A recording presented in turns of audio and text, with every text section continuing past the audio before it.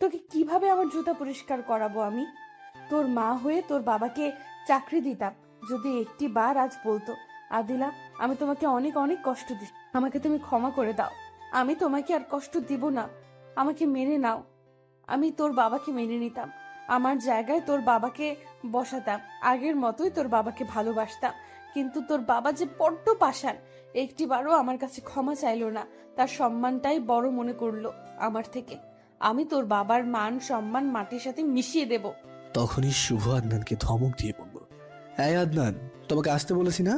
আদনান ভয় পেয়ে কোল থেকে নেমে শুভর কাছে যায়। অতঃপর তারা সেখান থেকে চলে যেতেই শুভ তার ছেলে আদনানকে নিয়ে বের হতেই যাবে, তখনই আদিলা বলে উঠল, দাঁড়ান, আমি আপনাকে চাকরি দিতে পারি, তবে একটা শর্তে। আমি আপনার সমস্ত শর্তে রাজি আছি। তাহলে এই পেপারটাতে একটা সাইন দেন। শুভ পেপার হাতে নিয়ে পড়তে থাকে। যতদিন পর্যন্ত আমি আপনাকে চাকরি থেকে বের না করব, ততদিন নিজ ইচ্ছায় চাকরি ছাড়তে পারবেন না। আর আমি যে কাজ করতে বলবো যতক্ষণ পর্যন্ত, ততক্ষণ পর্যন্তই করতে হবে। শুভ এগুলো পড়ে বুঝে যায় আদিলা তাকে দেওয়া কষ্টের প্রতিশোধ নেবে তার থেকে। তবুও শুভ কি মনে করে যেন সাইনটা করিয়ে দিল। আগামী কাল থেকেই কাজে জয়েন করবেন। তখন পিছিয়ে আদনান দৌড়ে এসে আদিলাকে জড়িয়ে ধরে বলল, আন্টি তুমি খুব ভালো, আমাদের অনেক উপকার করলে। আব্বুর রিক্সা চালায় আর কষ্ট করতে হবে না, তোমাকে অনেক ধন্যবাদ।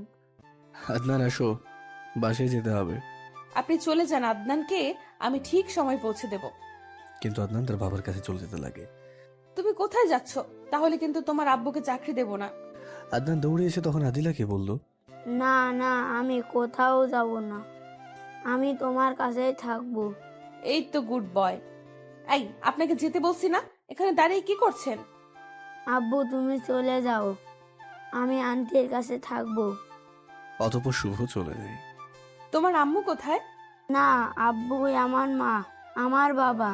কেন, তোমার মার কি হয়েছে? জানি না, আব্বু বলেছে আমাদের ছেড়ে কোথায় যেন হারিয়ে গেছে। তোমার আম্মু তো নিজে চলে আসেনি, তোমার আব্বু তাকে বের করে দিয়েছে। আব্বু তাড়াই দিলেই কি যেতে হবে? যদি আমাকে ভালোবাসতো তাহলে কখনোই যেত না। জানো আন্টি আমাদের পাশের বাসায় আঙ্কেল আন্টিকে অনেক মাইর দেয়। কই আন্টি তো তার ছেলেকে কোথাও তো রেখে যায় না, তবুও আন্টি তার ছেলেকে অনেক আদর করে। তো আমার মা যদি আমাকে আদর করতো তাহলে কখনোই আমাকে ছেড়ে যেত না। বলো আন্টি, আমি কি দোষ করেছিলাম যার জন্য আম্মু আমাকে ছেড়ে চলে গেছে? আমি যদি আমার মাকে কোনোদিন আমাদের কাছে ফিরে আসে তাহলে কখনোই আমি তাকে আম্মু বলে ডাকবো না। আদনানের পিচ্ছে মুখের অভিমানের কথাগুলো শুনে আদলে চোখ দিয়ে অঝরে অশ্রু বের হয়ে আসে। তুমি কান্না করছো কেন আন্টি? আন্টি জানো তোমাকে না আমার আম্মুর মতোই দেখা যায়। একটি বার আমাকে আম্মু বলে ডাক বাবা। আমি তোমাকে আম্মু কেন ডাকবো? আমি তোর হতভাগী মা, যে তোকে ছেড়ে চলে এসেছে, তোকে আদর করে না, ভালোবাসে না বাবা। একটি বার আমাকে আম্মু বলে ডাক। আদনান সাথে সাথে কোল থেকে নেমে চলে যেতে লাগে। আদিলা তার পিচ্ছি হাতটা ধরে বলে উঠল, বাবা আমাকে ছেড়ে যাস না, তোর এই হতভাগী মাটাকে ক্ষমা করে দে, আমি তোকে আর কখনো ছেড়ে যাব না, তোকে অনেক আদর করব। সত্যি বলছো তো? আমাকে ছেড়ে আর কোথাও চলে যাবা না তো? না বাবা, আর কখনো ছেড়ে যাব না। আদনান তখন আদিলাকে জড়িয়ে ধরে কেঁদে কেঁদে বলে উঠল, আম্মু তুমি অনেক পোষা, তুমি অনেক খারাপ। আদিলা তখন তার ছেলে আদনানকে পাগলের মতো চুমু খেতে থাকে। তোকে এখন থেকে অনেক আদর করব। আচ্ছা আব্বু, তখন যে তুমি বললা তোমার আব্বু অনেক অসুস্থ, কি হয়েছে তোমার আব্বুর? জানি না আম্মু, আব্বু যখন রিক্সা চালিয়ে বাড়িতে আসতো তখন দেখতাম অনেকগুলো ওষুধ নিয়ে আসতো। জানো মা, আব্বু যদি একবেলা ওষুধ না খায় তাহলে সেদিন আর বিছানা থেকে উঠতে পারে না। আব্বুকে যদি বলতাম তোমার কি হয়েছে, আব্বু তখন কি বলতো জানো? আমাকে জড়িয়ে ধরে কেঁদে কেঁদে বলতো, বাবা তো মাকে আজও খুঁজে পেলাম না, তুই আমাকে ক্ষমা করে দিস, আল্লাহর কাছে দোয়া করিস আমার জন্য কিছু হওয়ার আগে তোকে যেন তোর মার কাছে পৌঁছিয়ে দিতে পারি। কি হয়েছে আব্বু তোমার? আমি অনেক খারাপ বাবা। আমি তোর মাকে অনেক কষ্ট দিয়েছি, তার সাজা আল্লাহ এখন আমাকে দিচ্ছে। তুই বাবা আমার জন্য আল্লাহর কাছে দোয়া করিস যেন আল্লাহ আমাকে মাফ করে দেন। এগুলো বলতো আর ফুপে ফুপে কান্না করতো। জানো মা, আমার খুব ভয় করতো, যদি আব্বুর কিছু হয়ে যায় আমি কার কাছে থাকতাম। আদিলা আদনানের কথা শুনে ভাবতে থাকে, শুভর কি হয়েছে? সে এমন কথা কেন বলছে? তা কি না, আমি তাকে আর দ্বিতীয়বার হারাতে চাই না। আদিলা আদনানের কথা শুনে ভাবতে থাকে, শুভ কি আমি আবার হারিয়ে ফেলবো? এমন কথা সে কেন বলছে? কি হয়েছে তার? এইসব ভাবতে ভাবতে কখন যে তার চোখ দিয়ে পানি চলে এসেছে সে খেয়ালই করেনি। তুমি কান্না করছো কেন আম্মু? আদনানের কথায় ধ্যান ভাঙে আদিলার। কিছু না বাবা, এমনি। আজ সকালে কিছু খেয়েছো? খেয়েছি, কিন্তু আব্বু খাচ্ছিল না। আব্বু চলো, আজ আমরা সারা দিন ঘোরাফেরা করব। আম্মু, তুমি কি আর আব্বুর সাথে থাকবা না? জানো মা, প্রতি রাতে আব্বু তোমার ছবি মোবাইল থেকে বের করে বুকের সাথে জড়িয়ে ধরে কান্না করে বলতে থাকে, আদিলা, আমাকে ক্ষমা করে দিও। তোমাকে অনেক কষ্ট দিয়েছি, কখনো তোমার মুখে হাসি ফোটাতে পারিনি। রাগ করে থেকো না আদিলা, ফিরে এসো না আমার এই বুকটাতে। এগুলো বলতো আর কান্না করতো। আমি আজই তোর বাবার বুকে ফিরে যেতাম যদি আজ একটি বার বলতো, আদিলা আমাকে ক্ষমা করে দাও, আমি আর কখনো এমন করব না। আমি তো তোর বাবাকে বলি নাই যে আমার পা ধরে ক্ষমা চাও, তাহলে না সে আমার কাছে ছোট হয়ে যেত। একটি বারও আমার কাছে ক্ষমা চাইলো না। আর আমি, সে যদি একটু অভিমান করত, আমি বারবার তার পা ধরে অভিমান ভাঙাতাম, ক্ষমা চাইতাম। তোর বাবা আমার অভিমানটা ভাঙালো না। আমি তোর বাবাকে অনেক কষ্ট দেব, অনেক। কি হলো আম্মু, কি ভাবছো? থাকবা না? না, কেন আম্মু? এমনি। চল ঘুরতে যাই। চলো। অতঃপর তারা মা ছেলে বিভিন্ন জায়গায় ঘোরাফেরা করে বিকেলে তারা মার্কেটে যায়। সেখান থেকে আদনানের জন্য কাপড় কিনে চলে যায় শুভর বাসার উদ্দেশ্যে। কিছুক্ষণ পর আব্বুর নামও এসে পড়েছি। আম্মু, তুমি আসো না? না, তোমার আব্বু বকা দিবে। বকা দেবে না, তুমি আসো। না বাবা, আরেকদিন আসবো। আচ্ছা। তখন আদিলা চলে যায়। পরের দিন শুভ অফিসে আসে আদনানকে দিয়ে। ম্যাম, আসবো? আসেন। ভিতরে যাওয়ার পর আদনান তার মায়ের কোলে গিয়ে বসে। দাঁড়িয়ে আছেন কেন? বসেন। সত্যি করে বলেন, আপনার কি হয়েছে? শরীর সুস্থ আছে? তা জেনে আপনি কি করবেন? আমার কি কাজ সেটা বলুন। আদিলা শুভর কথায় আবারও কষ্ট পায়। আপনাদের ধারণা হতে পারে শুভ কেন এমন আচরণ করছে। তার যথেষ্ট কারণ রয়েছে। শুভর কাছে অনেক অনেক এরকম কারণ রয়েছে যাতে সে রাগ করবে। গল্পের সাথে থাকুন, অবশ্যই জানতে পারবেন। ঠিক আছে, যখন বলবেন না। শুনেন, আপনার কাজ হলো আদনানকে প্রত্যেক দিন স্কুলে দিয়ে আসবেন আর নিয়ে আসবেন, আর সমস্ত অফিস সকাল থেকে বিকাল পর্যন্ত ঝাড়ু দিবেন। ম্যাম, এত বড় অফিস আমি একা ঝাড়ু কেমন ভাবে দেব? তা আমি জানি না, আমার কাজ ঠিকঠাক হলেই হলো। না হলে একটাও চড় মাটিতে পড়বে না, সবগুলোই আপনার গালের মধ্যে পড়বে। ও, আরেকটা কথা, এগুলো শেষ করে আমার বাসার যাবতীয় কাজ করতে হবে যতক্ষণ শেষ না হয়। শুভ বোঝা যায় যে আদিলা তাকে কষ্ট দিতে চায়। যে মেয়ে শুভর একটু কষ্ট সহ্য করতে পারত না, সে আজ নিজেই কত কষ্ট দিচ্ছে। কি হলো? যান, হা করে তাকিয়ে আছেন কেন? আমাকে জীবনে দেখেন নাই? শুভ আদনানকে নিয়ে বের হয়ে যায়। কিছুক্ষণ পর ফিরে এসে ঝাড়ুর কাজে লেগে পড়ে। সকাল থেকে বিকেল পর্যন্ত ঝাড়ু দিতে থাকে, কিন্তু সে শেষ করতে পারে না। বিকেলে অফিস ছুটি হলে আদিলা বের হয়ে আসে। তখন শুভর কাজ দেখে রেগে যায় আর বলে ওঠে, আই অলসের বাচ্চা অলস, এখন পর্যন্ত ঝাড়ু দিতে পারিসনি, কি করলি সারাদিন? কোনো উত্তর দিতে পারে না, ঘামে তার শরীরটা ভিজে একাকার হয়ে আছে। চল আমার সাথে। অতঃপর আদিলা তার গাড়িতে উঠে আর বলতে থাকে, আমি গাড়ি চালাবো আর তুই তার পেছন পেছন আসবি। প্লিজ একটু আমার প্রতি রহম করেন। এইভাবে কষ্ট দেওয়া থেকে একেবারে মেরে ফেলে আমার করা অপরাধের প্রতিশোধ নিন। আমি আর পারছি না। একদিনেই হাঁপিয়ে গেছিস? আরো তো সামনের দিন বাকি আছে। গাড়িতে ওঠ, তবে বাসায় গিয়ে গাড়ি ধুয়ে দিবি। তোর মতো চরিত্রহীনের ঘামে আমার গাড়ি নাপাক হয়ে যাবে। পরে গাড়িতে উঠে আদিলার বাসায় যাই। গাড়িটা ধৌত করে আমার জন্য রান্না করবি। তারপর হাঁড়ি পাতিল সমস্ত কিছু পরিষ্কার করে বাড়িটা সুন্দর করে চলে যাবি। এইভাবে কিছুদিন কাজ করায় আদিলা শুভকে নিয়ে একদিন রাতে শুভ আদিলার বাসায় কাজ করতে থাকে। এমন সময় আকাশে মেঘের গর্জন আর বিজলি চমকাতে থাকে। কিছুক্ষণ পর মুষলধারে বৃষ্টি পড়তে থাকে। তখনই আদিলা বলে ওঠে, এখন চলে যা, তোর আর কাজ করতে হবে না। ম্যাডাম এই অবস্থার মধ্যে কিভাবে যাব? বৃষ্টি কমলে চলে যাব না হয়, ওই ছোট ঘরটাতে থাকি, কাল চলে যাব। কি, তোর মতো চরিত্রহীনকে আমার বাসায় থাকতে দেব? যদি একা পেয়ে আমাকে কিছু করিস, আমার উপর ঝাঁপিয়ে পড়িস, আমি তোর মতো চরিত্রহীনের হাত থেকে নিজেকে কিভাবে রক্ষা করব? যা, তুই এখনই বের হয়ে যা। আদিলার কথা শুনে শুভ ঠাস করে বসে যায়। শুভ ভাবতেই পারেনি আদিলা এমন কথা বল। কি রে, তুই এখানে বসে পড়লি যে? ওঠ, চলে যা বাড়ি থেকে। যাচ্ছি ম্যাডাম, তার আগে একটা কথা বলে যাই। আমি কখনো ভাবতে পারিনি আমার উপর আপনার মনে এতটা ঘৃণা পোষণ করে রেখেছেন। আমি মরে গেলে যখন আপনি খুশি হবেন তো যাচ্ছি, তবে এখান থেকে যাওয়ার পর যদি ম্যাডাম আমার কিছু হয়ে যায় তো আমার ছেলেটাকে একটু দেখে রাখবেন, নিজের সন্তান মনে করে লালন পালন করবেন, তাকে চরিত্রহীনের ছেলে মনে করে কষ্ট দিয়েন না, আর এই চরিত্রহীনটাকে ক্ষমা করে দিয়েন। এই বলে কান্না ভেজা চোখ নিয়ে বের হয়ে যায় শুভ। কঠিন বৃষ্টি, রাস্তা অন্ধকার, কিছুই দেখা যায় না। মাঝে মাঝে বিজলির আলোয় কিছুটা রাস্তা দেখা যায়। তাতেই শুভ চলতে থাকে। চলতে চলতে শুভর পা এক সময় আর চলে না। সামনে একটা বাড়ি দেখে বারান্দায় হেলান দিয়ে বসে যায়।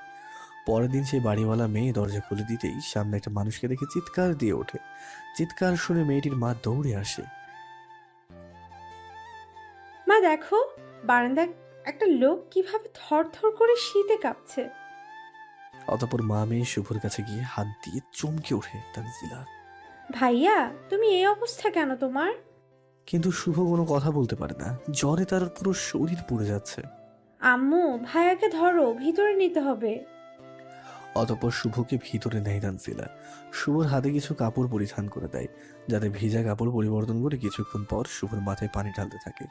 কিন্তু জ্বর কমার তো কোনো নামগন্ধই নেই, যেন জ্বর বেরিয়ে যাচ্ছে। কিছুক্ষণ পর যখন জ্বর একটু কমে তখন শুভ চোখটা খোলে। তানজিলা, বলো ভাইয়া। আমার প্যান্টের প্যাকেটে কিছু ওষুধ আছে, সেগুলো আনো তো। তানজিলা সেগুলো এনে দিলে শুভ খেয়ে নেয়। তোমার কাছে টাকা থাকলে আর কয়েকটা ওষুধ নিয়ে আসো না। তারপর তানজিলা শুভর কথা মতো হাসপাতালে যায়, আর সেখানে তার এক বান্ধবীর সাথে দেখা হয়। এই তানজিলা, কি মনে করে হাসপাতালে? দোস্ত, কিছু ঔষধ নিতে আসছি। কই দেখি। সেগুলো দেখে মাইশা পুরো চমকে ওঠে। হেই, আন্টির এমন রোগ হয়েছে, আমাকে তো কিছুই জানাস নাই। কি বলছিস? আম্মুর কিচ্ছু হয়নি, এটা আমার ভাইয়ের জন্য। তোর ভাই কই থেকে আসলো? সে অনেক কাহিনী, তোকে পরে একসময় বলবো। আগে বল, এটা কিসের ঔষধ? চল আগে তোর ভাইকে দেখি, তারপর বলবো। চল। তারপর শুভ শরীর চেক করে বলে, দোস্ত, তোর ভাইয়ের রোগ হয়েছে। কি বলছিস? তার মানে আমার ভাই আর বাঁচবে না? সম্ভাবনা একদম কম, তবে এখন অপারেশন করলে কিছুটা বাঁচার সম্ভাবনা আছে। আরো কিছুক্ষণ কথা বলে মাইশা চলে যায়। দেখতে দেখতে 3 দিন চলে যায়। এতে শুভ কিছুটা সুস্থ হয়ে ওঠে। কয়দিন ধরে তোমাকে একটা কথা বলবো ভাবছি। বল। আমাদের ম্যাডাম তোমার সাথে এমন আচরণ করে কেন? আমাদের সাথে তো এমন করে না। সেগুলো বললে তুমিও আমায় খারাপ ভাববে, তুমিও আমাকে দূরে ঠেলে দেবে।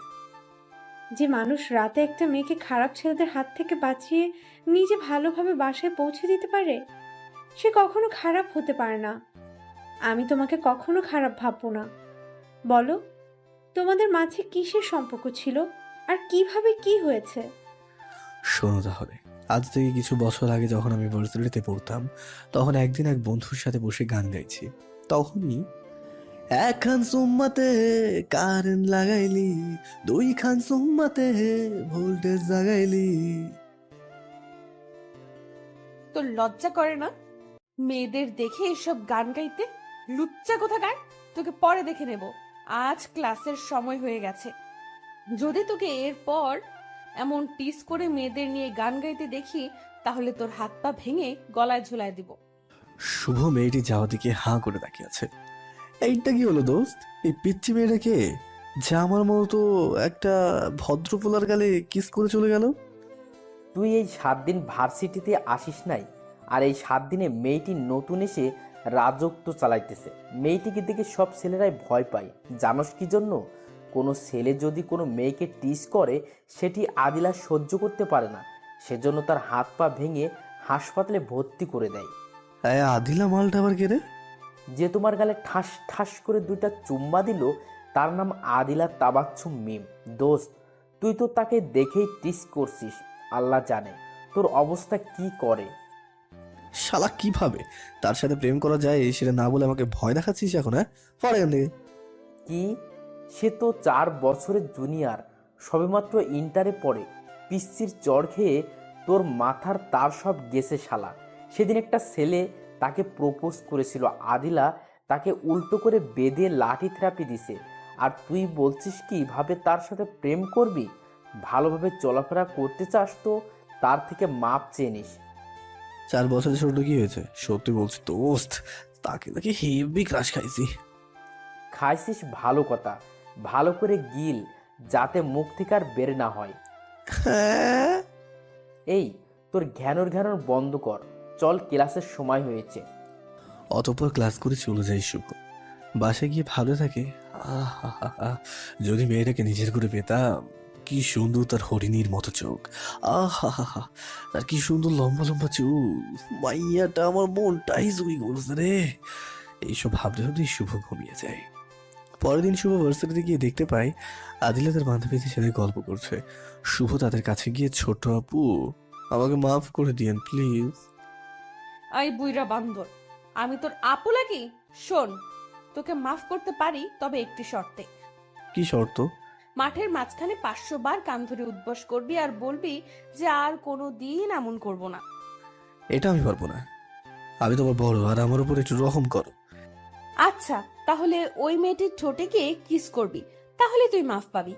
মেয়েটার দিকে তাকাতেই ও মাগ্য, এই উগান্ডা কালো হাতে ঠোঁটে কিস করলে টানা 6 মাস আমার পেট খারাপ থাকবে।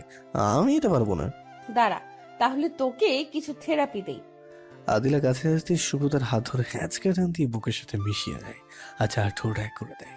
তারপরেই তো শুভ 5 মিনিট পর ছেড়ে দিয়ে বলল, কেসটা হেভি লাগলো, আরো লাগলে বলিও। এই বলে চলে গেল শুভ। এটা কি হলো? কি আর হবে, ফ্রিতে সিনেমা দেখলাম। যাই বলিস আদিলা, তোদের দুজনের লিপ কিসটা না পুরো রোমান্টিক একটা মুভির মতো ছিল। এই যে দেখ। মোবাইলে তোলা ভিডিও বের করে আদিলা তার হাত থেকে মোবাইলটা নিয়ে ভিডিওটা ডিলিট করে দেয়।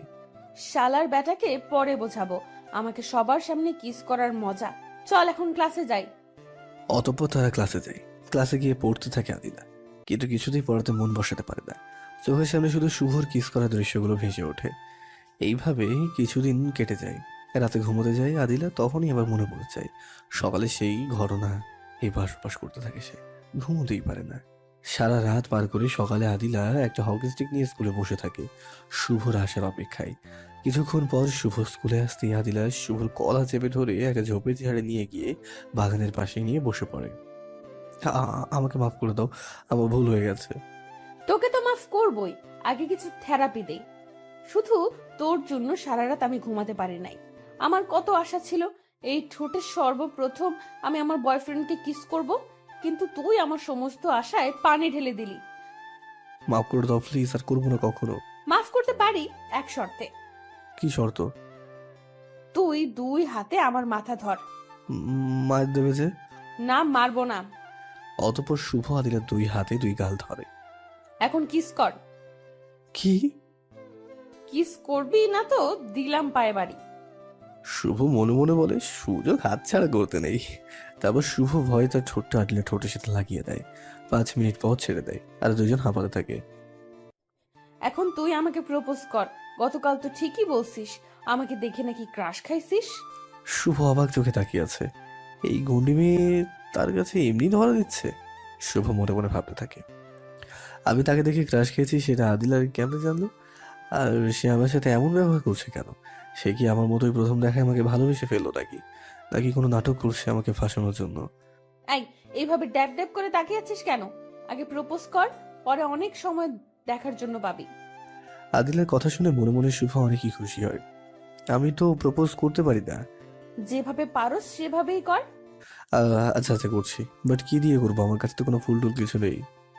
ওই দেখ, একটা লোক ফুলকপি নিয়ে যাচ্ছে, সেটা দিয়ে করবি।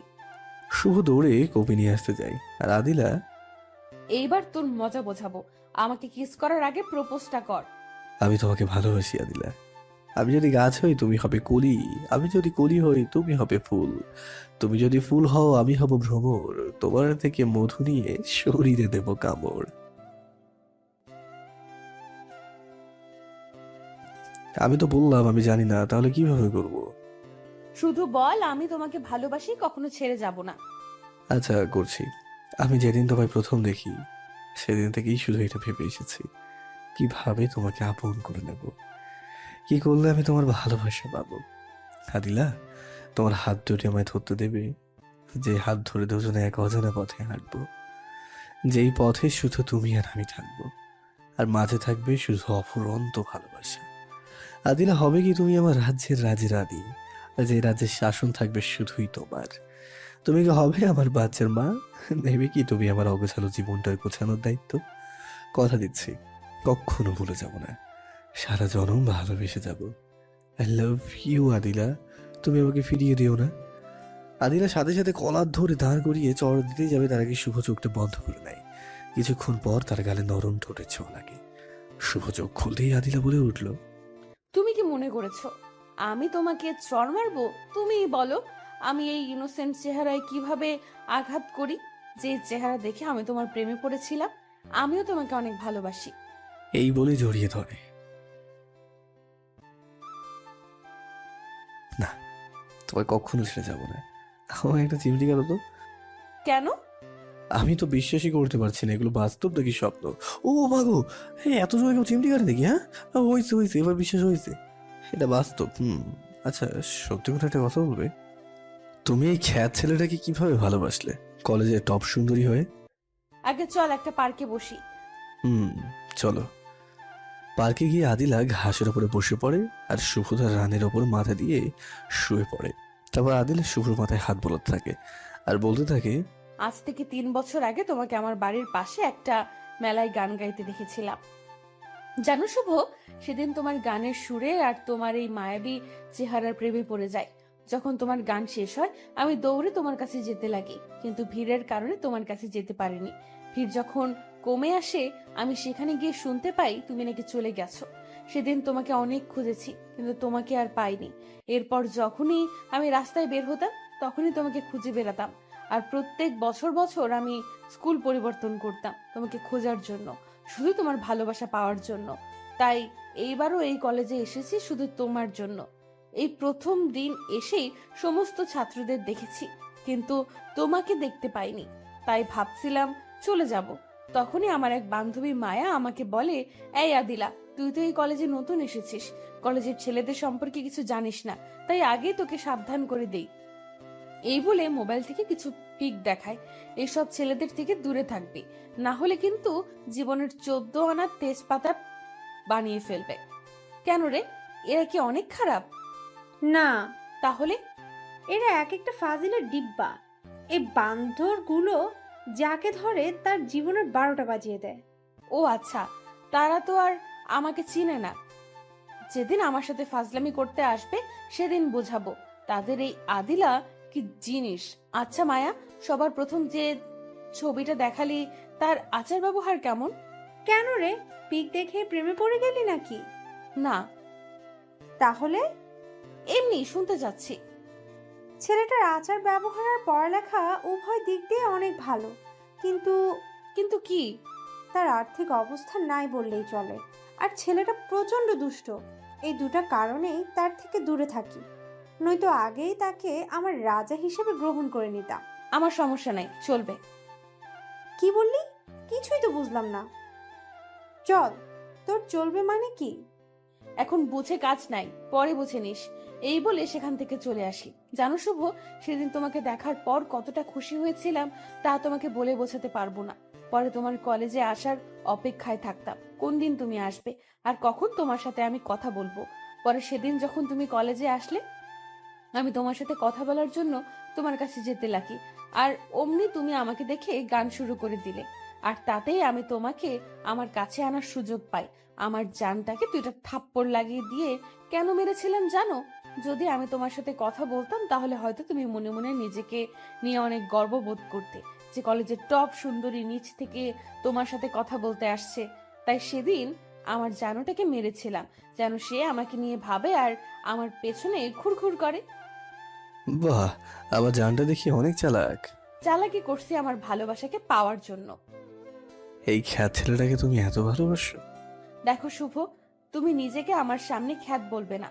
তুমি অন্য কারো চোখে খ্যাত হলেও তুমি আমার চোখে আমার রাজ্যের রাজা। আচ্ছা বাবা, আর বলবো না। এই যে দেখো, কান ধরছি। ওকে, চলো, আজ অনেক হয়েছে, এখন বাড়ির দিকে যাওয়া যাক। আচ্ছা চলো। এইভাবেই তাদের ভালোবাসা খুনসুটির মধ্যে চলতে থাকে, আর একে অপরের প্রতি বিশ্বাস আর ভালোবাসা বাড়তে থাকে। হঠাৎ একদিন সকালে আদিলা ফোন করে শুভকে, আর কলেজের আগে শুভকে। শুভ কলেজে গিয়ে যা দেখতে পায় তো তার পায়ের নিচের মাটি সরে যায়। শুভ স্কুলে গিয়ে দূর থেকে দেখতে পায় আদিলাকে একটা ছেলে প্রপোজ করছে, আর আদিলা হেসে হেসে তাকে কি যেন বলছে। কিছুক্ষণ পর আদিলা ছেলেটির হাত থেকে ফুলটা নিয়ে আদিলার হাতটা বাড়িয়ে দেয় ছেলেটিকে বুকে নেওয়ার জন্য। শুভ দূর থেকে সেটি সহ্য করতে না পেরে সেখান থেকে এসে এক নদীর কিনারায় বসে পড়ে। কিন্তু সে ভাবে সে কিভাবে এটা সহ্য করবে। যাকে শুভ তার জীবনের চেয়েও বেশি ভালোবাসে, সে যদি তাকে চেয়ে অন্য কাউকে ভালোবাসে, অন্য কাউকে বুকে নেওয়ার জন্য তাকে দেখানোর জন্য ডেকে আনে, কারো ভালোবাসা যদি তাকে ছাড়া অন্য কাউকে বুকে নেয়, সে কি সেটা সহ্য করতে পারবে? আপনাদের যদি কেউ এরকম থাকে তাহলে হয়তো বুঝতে পারবেন। তেমনি শুভও পারেনি। আর ভালোবাসার মানুষ তার চোখের সামনে অন্যকে জড়িয়ে ধরতে দেখে তো শুভ নদীর কিনারে এসে পানিতে ঢিল ছুঁড়ে মারে আর বলতে থাকে, এই বুঝি ধনী মেয়েদের ভালোবাসা। কি অপরাধ আমি করেছি যার জন্য তুই আমাকে ঠকালি? কেন এমন করলি? কেন আমার জীবনটা এইভাবে নষ্ট করে দিলি? কি অপরাধ ছিল আমার? যদি ভালো নাই বাসতি তাহলে কেন আমাকে ভালোবাসা শেখালি? কেন তুই ভালোবাসার অভিনয় করলি আমার সাথে? শুভই সব মনে মনে বলছে, আর তার চোখ দিয়ে অঝরে অশ্রু ঝরছে। কিছুক্ষণ পর, না, আমি ওই ছলনাময়ের জন্য আর কাঁদবো না। সে যদি আমাকে কষ্ট দিয়ে সুখে থাকতে পারে সে সুখে থাকুক। আমি আর কখনো তাকে আমার এই মুখ দেখাবো না, কখনো না। না তো কখনো তাকে আর বলবো না যে তাকে আমি ভালোবেসেছিলাম। কেন ছেড়ে গেলে আমায়? গরিব ছিলাম বলে? আমি এতটা নিকর্মা ছিলাম না যে তোমাকে সুখে রাখতে পারতাম না। তুমি সুখে থাকার জন্য আমাকে ছেড়ে চলে গেলে।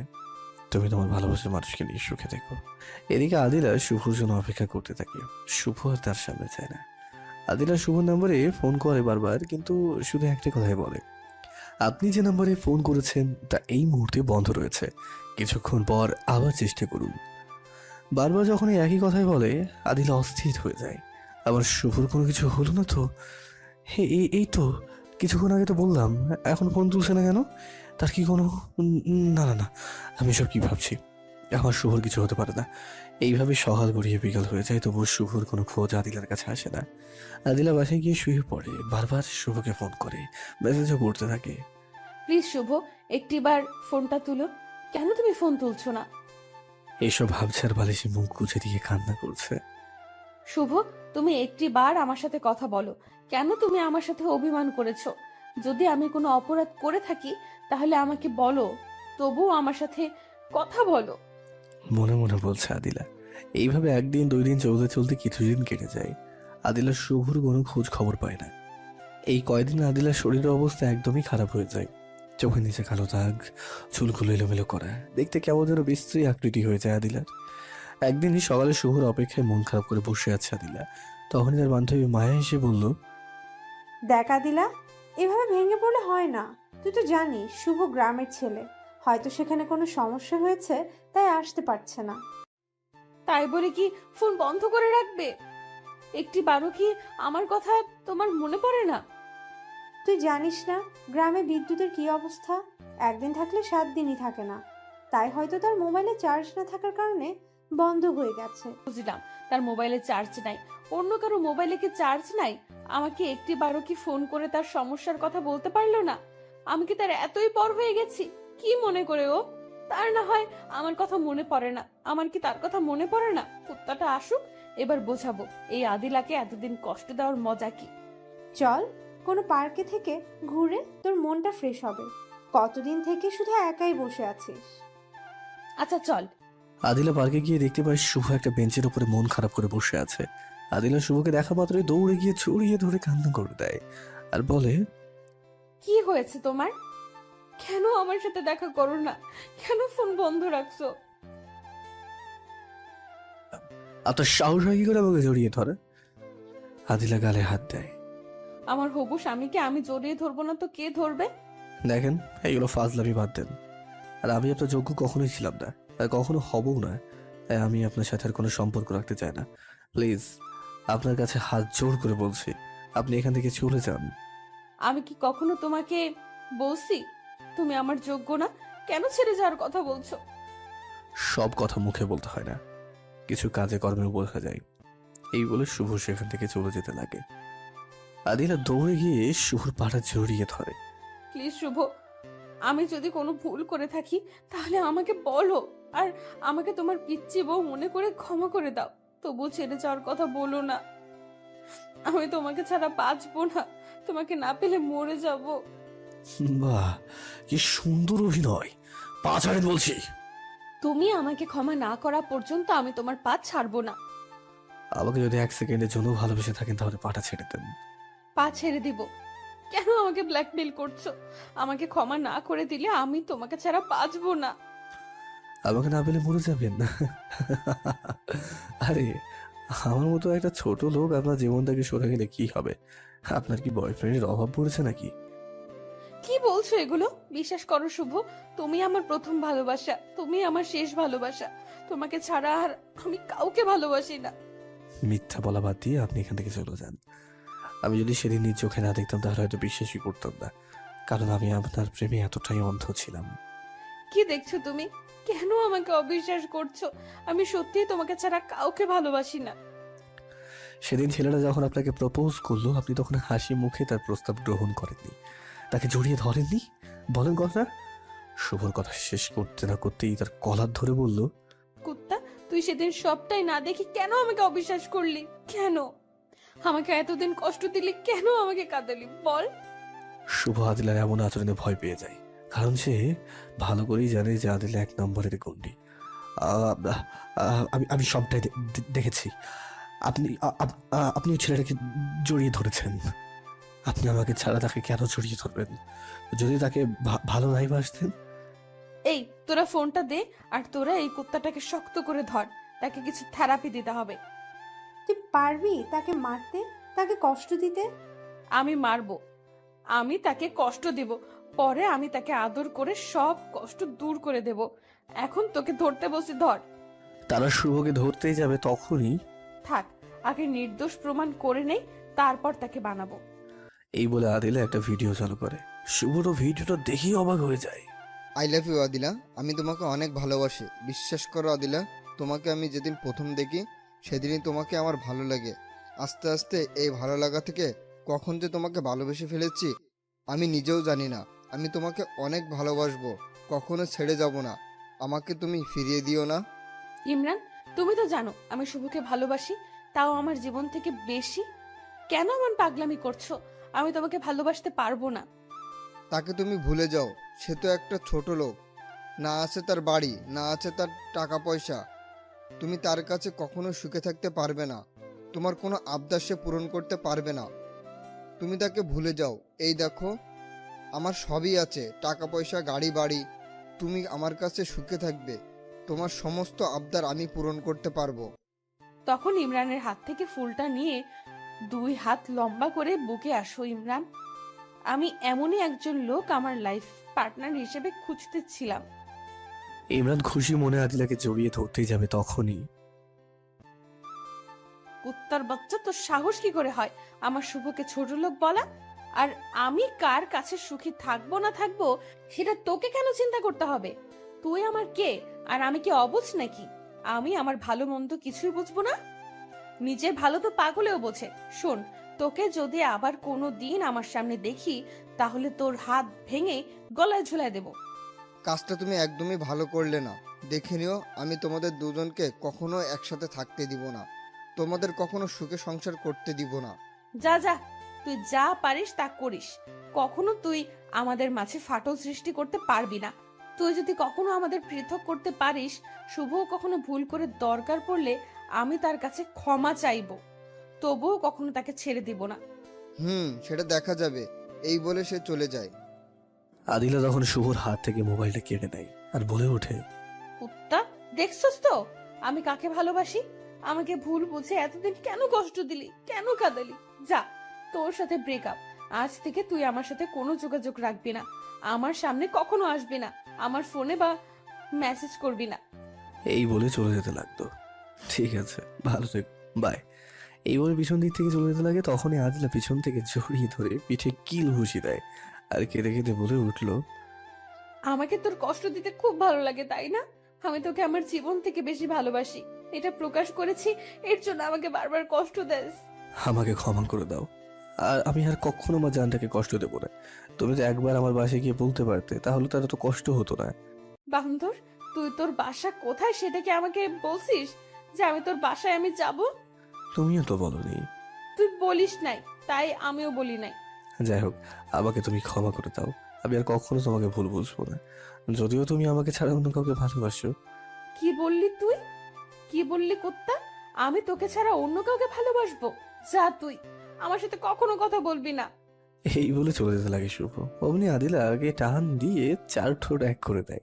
প্রায় 5 মিনিট পর ছেড়ে দিয়ে, আমার পিচ্ছিটার প্রতি অনেক অভিমান, এই যে দেখো কান ধরছি, আর কখনো অমন কথা বলবো না, আমাকে ক্ষমা করে দাও না। ক্ষমা করতে পারি একটা শর্তে। বলো তোমার কি শর্ত?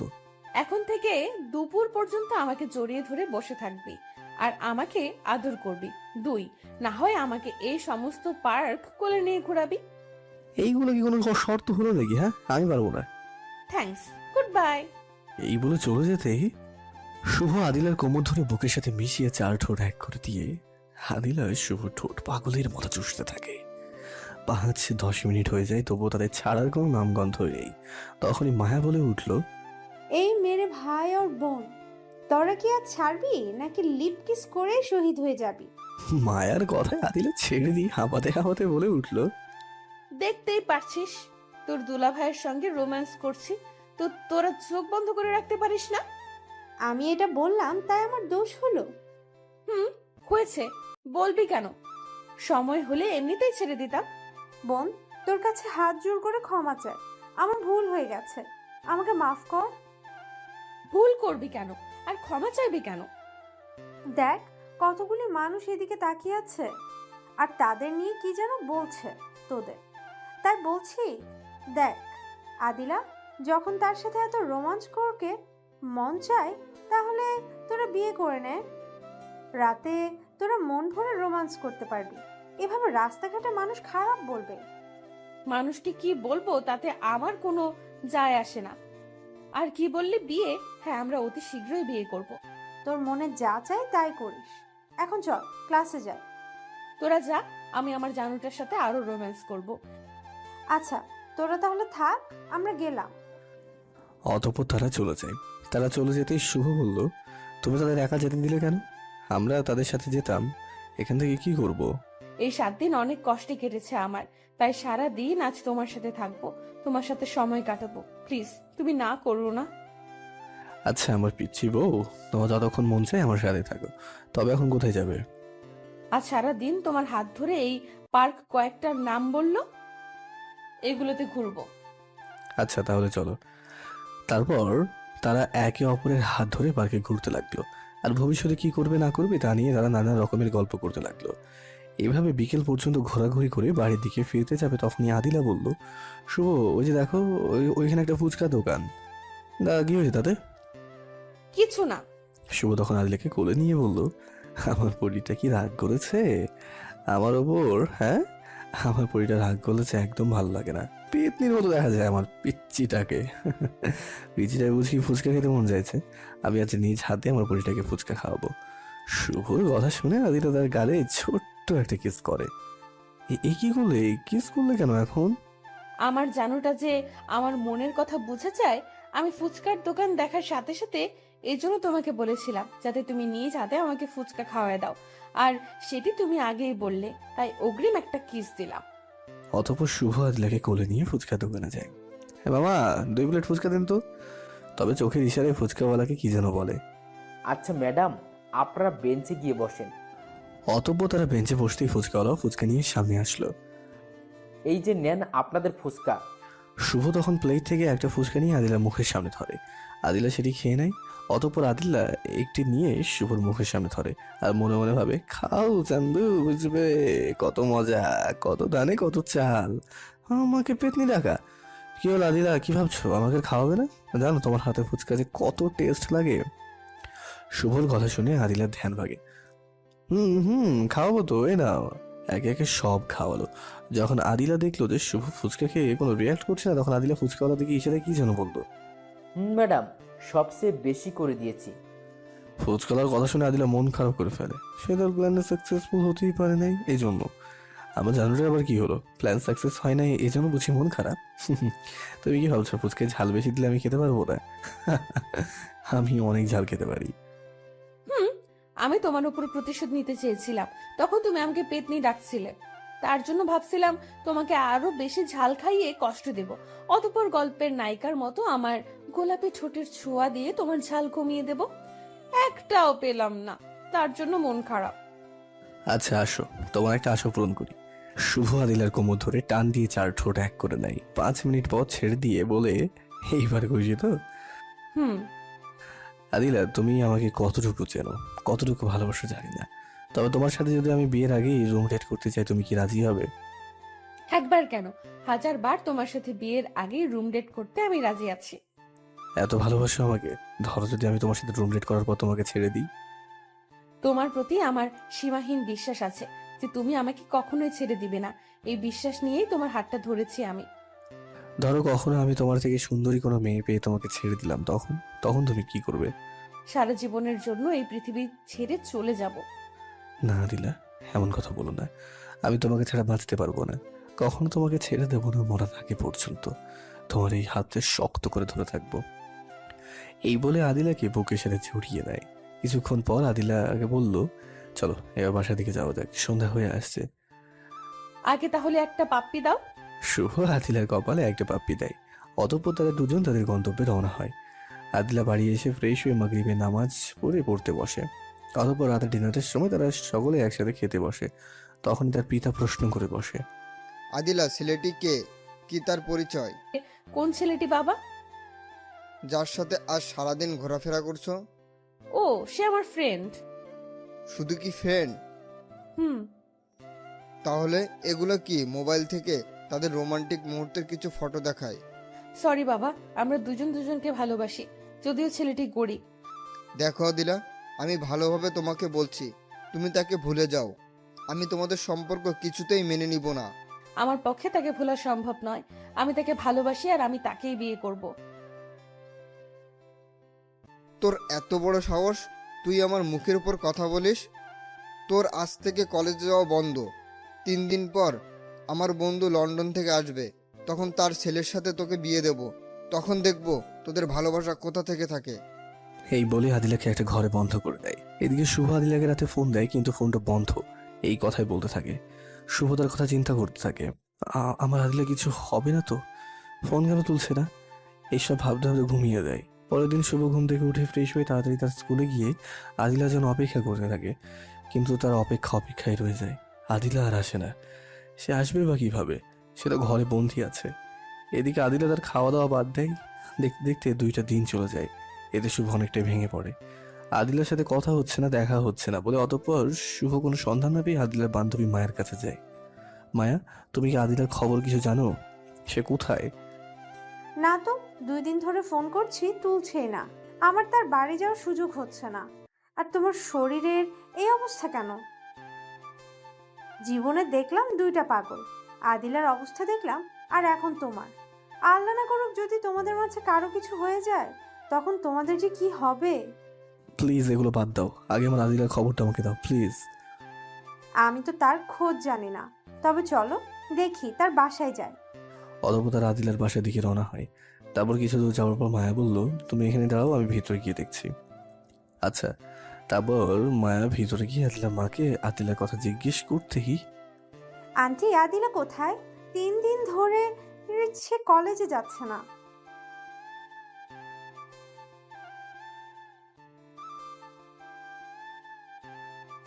আচ্ছা আন্টি, আপনি নিশ্চিন্তে থাকুন, আমি তাকে কোথাও নিয়ে যাব না। অতঃপর আদিলার মা মায়ের কাছে চাবি দেয়। মায়ের চাবি নিয়ে তালা খুলে ভিতরে ঢোকে, দেখতে পায় আদিলা উপর হয়ে শুয়ে আছে। তোরা যখন এতই একজন অন্যজনকে ভালোবাসিস তাহলে পালিয়ে গিয়ে বিয়ে করে নে। একজন তো ঘরের মধ্যে বন্দি অবস্থায় কষ্ট পাচ্ছে, আরেকজন তো প্রায় আত্মরাই হয়ে গেছে। হঠাৎ এমন কথা শুনে আদিলা চমকে ওঠে আর পিছনে তাকায়। মায়াকে দেখে শোয়া থেকে উঠে দৌড়ে জড়িয়ে ধরে কেঁদে দেয়। প্লিজ মায়া, তুই আমাকে এখান থেকে বের হওয়ার সুযোগ করে দে। আমি যে আর পারছি না। বাবা কালই আমার বিয়ে ঠিক করেছে তার বন্ধুর ছেলের সাথে। তুই আমাকে নিয়ে যা, আমি শুভকে ছাড়া বাঁচবো না। মেয়ে মানুষ কিভাবে তোকে নিয়ে যাব? আর আন্টিকেও কথা দিয়েছি, যা বলার তুই শুভকে বল। তোর জন্য প্রায় পাগল হয়ে গেছে। এই ফোন শুভর কাছে কল দে। বলো মায়া, আদিলা কি আছে ওখানে, কি করছে? ও একটা বার তাকে ফোন করতে বলো না। আমি যে টাকা ছাড়া থাকতে পারছি না, প্লিজ মায়া দাও না। তখনই শুভ মোবাইলে কান্নার আওয়াজ শুনতে পাই। আদিলা কেঁদে কেঁদে বলতে থাকে, তুমি আমাকে নিয়ে যাও। আমার বাবা আমাকে ঘরে আটকে রেখেছে, কালই আমার বিয়ে দিয়ে দিবে। আমি তোমাকে ছাড়া বাঁচবো না। তুমি আমাকে আজ রাতেই নিয়ে যাবে, তা না হলে আমি আত্মহত্যা করব। তুমি এমন কথা বলো না আদিলা, তুমি চলে গেলে আমি কাকে নিয়ে বাঁচবো? তুমি ফোনটা মায়ের কাছে দাও। বলো। তোমার কাছে কি আদিলা রুমে চাবি দিয়েছে নাকি তাদের কাছেই রেখেছে? আমার কাছেই কেন? এক কাজ করো, তুমি চাবিটা কিছু ফটো নিয়ে আসো, বাকিটা আমি পরে দেখছি। আচ্ছা। আদিলের কাছে ফোন দাও। বলো শুভ। তুমি আজ রেডি থাকো, আমরা আজ পালাবো। আচ্ছা, আমি রেডি হয়ে তোমার অপেক্ষায় থাকবো। আচ্ছা তাহলে ফোন রাখলাম। এই শোনো। বলো। উম, উম। অতঃপর ফোনটা রেখে মায়া সেখান থেকে চলে আসে। রাতে শুভ তাদের বাসায় পিছনের পাইপ দিয়ে ওঠে। আদিলার রুমে ডুপ্লিকেট চাবি দিয়ে ডাকে। আদিলা শুভকে দেখা মাত্রই দৌড়ে এসে জড়িয়ে ধরে পাগলের মতো চুমু খেতে থাকে। আদিলা, এখন এমন করো না, চুমু খাওয়ার অনেক সময় পাবে। এখন আমাদের বের হতে হবে, না হলে তোমার বাবা মার কাছে ধরা পড়ে যাব। তখন তোমাকে চিরজীবনের জন্য হারাতে হবে। তোমাকে আমি হারাতে পারবো না। ধুর, মজাটাই নষ্ট করে দিলে। তাহলে কিন্তু পরে এর সুদে আসলে নিব। আরে বাবা, তুমি যেভাবে মন চায় সেভাবে নিও, সমস্যা নেই। এখন চলো তো। অতঃপর সেখান থেকে বের হয়ে তারা একটা বাসে ওঠে। পরে আর বাস তাদের চট্টগ্রামে নামিয়ে দেয়।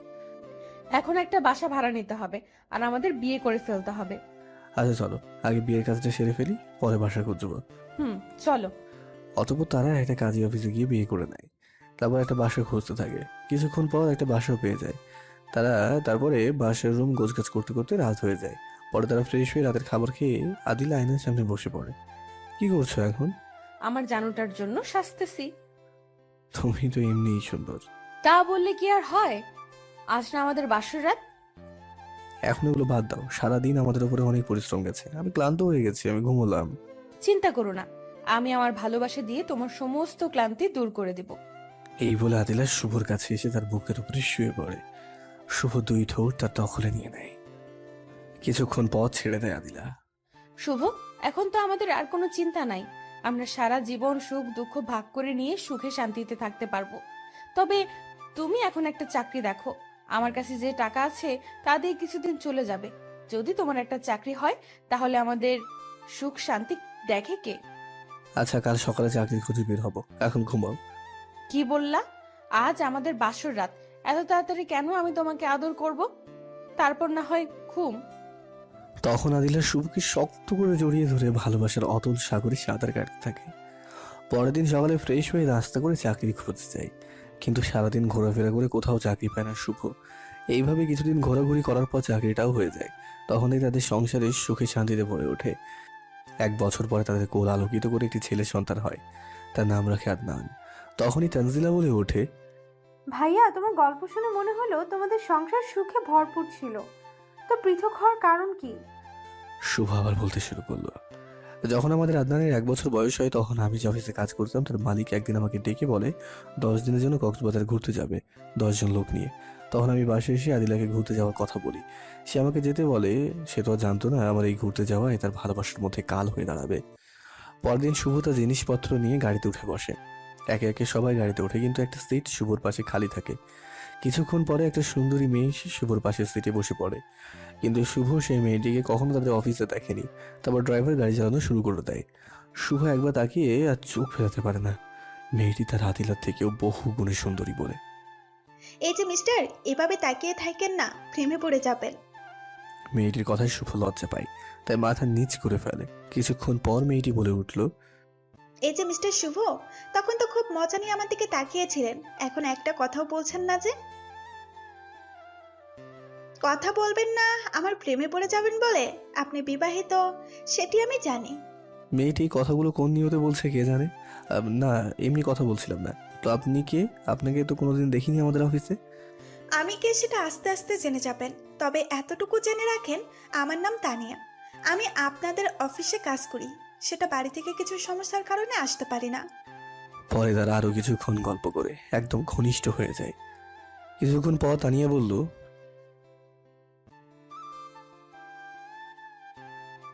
তারপর তানিয়া শুভর কাঁধে মাথা রাখে আর শুভ তানিয়ার গোলাপির মতো ঠোঁটের দিকে তাকিয়ে থাকে।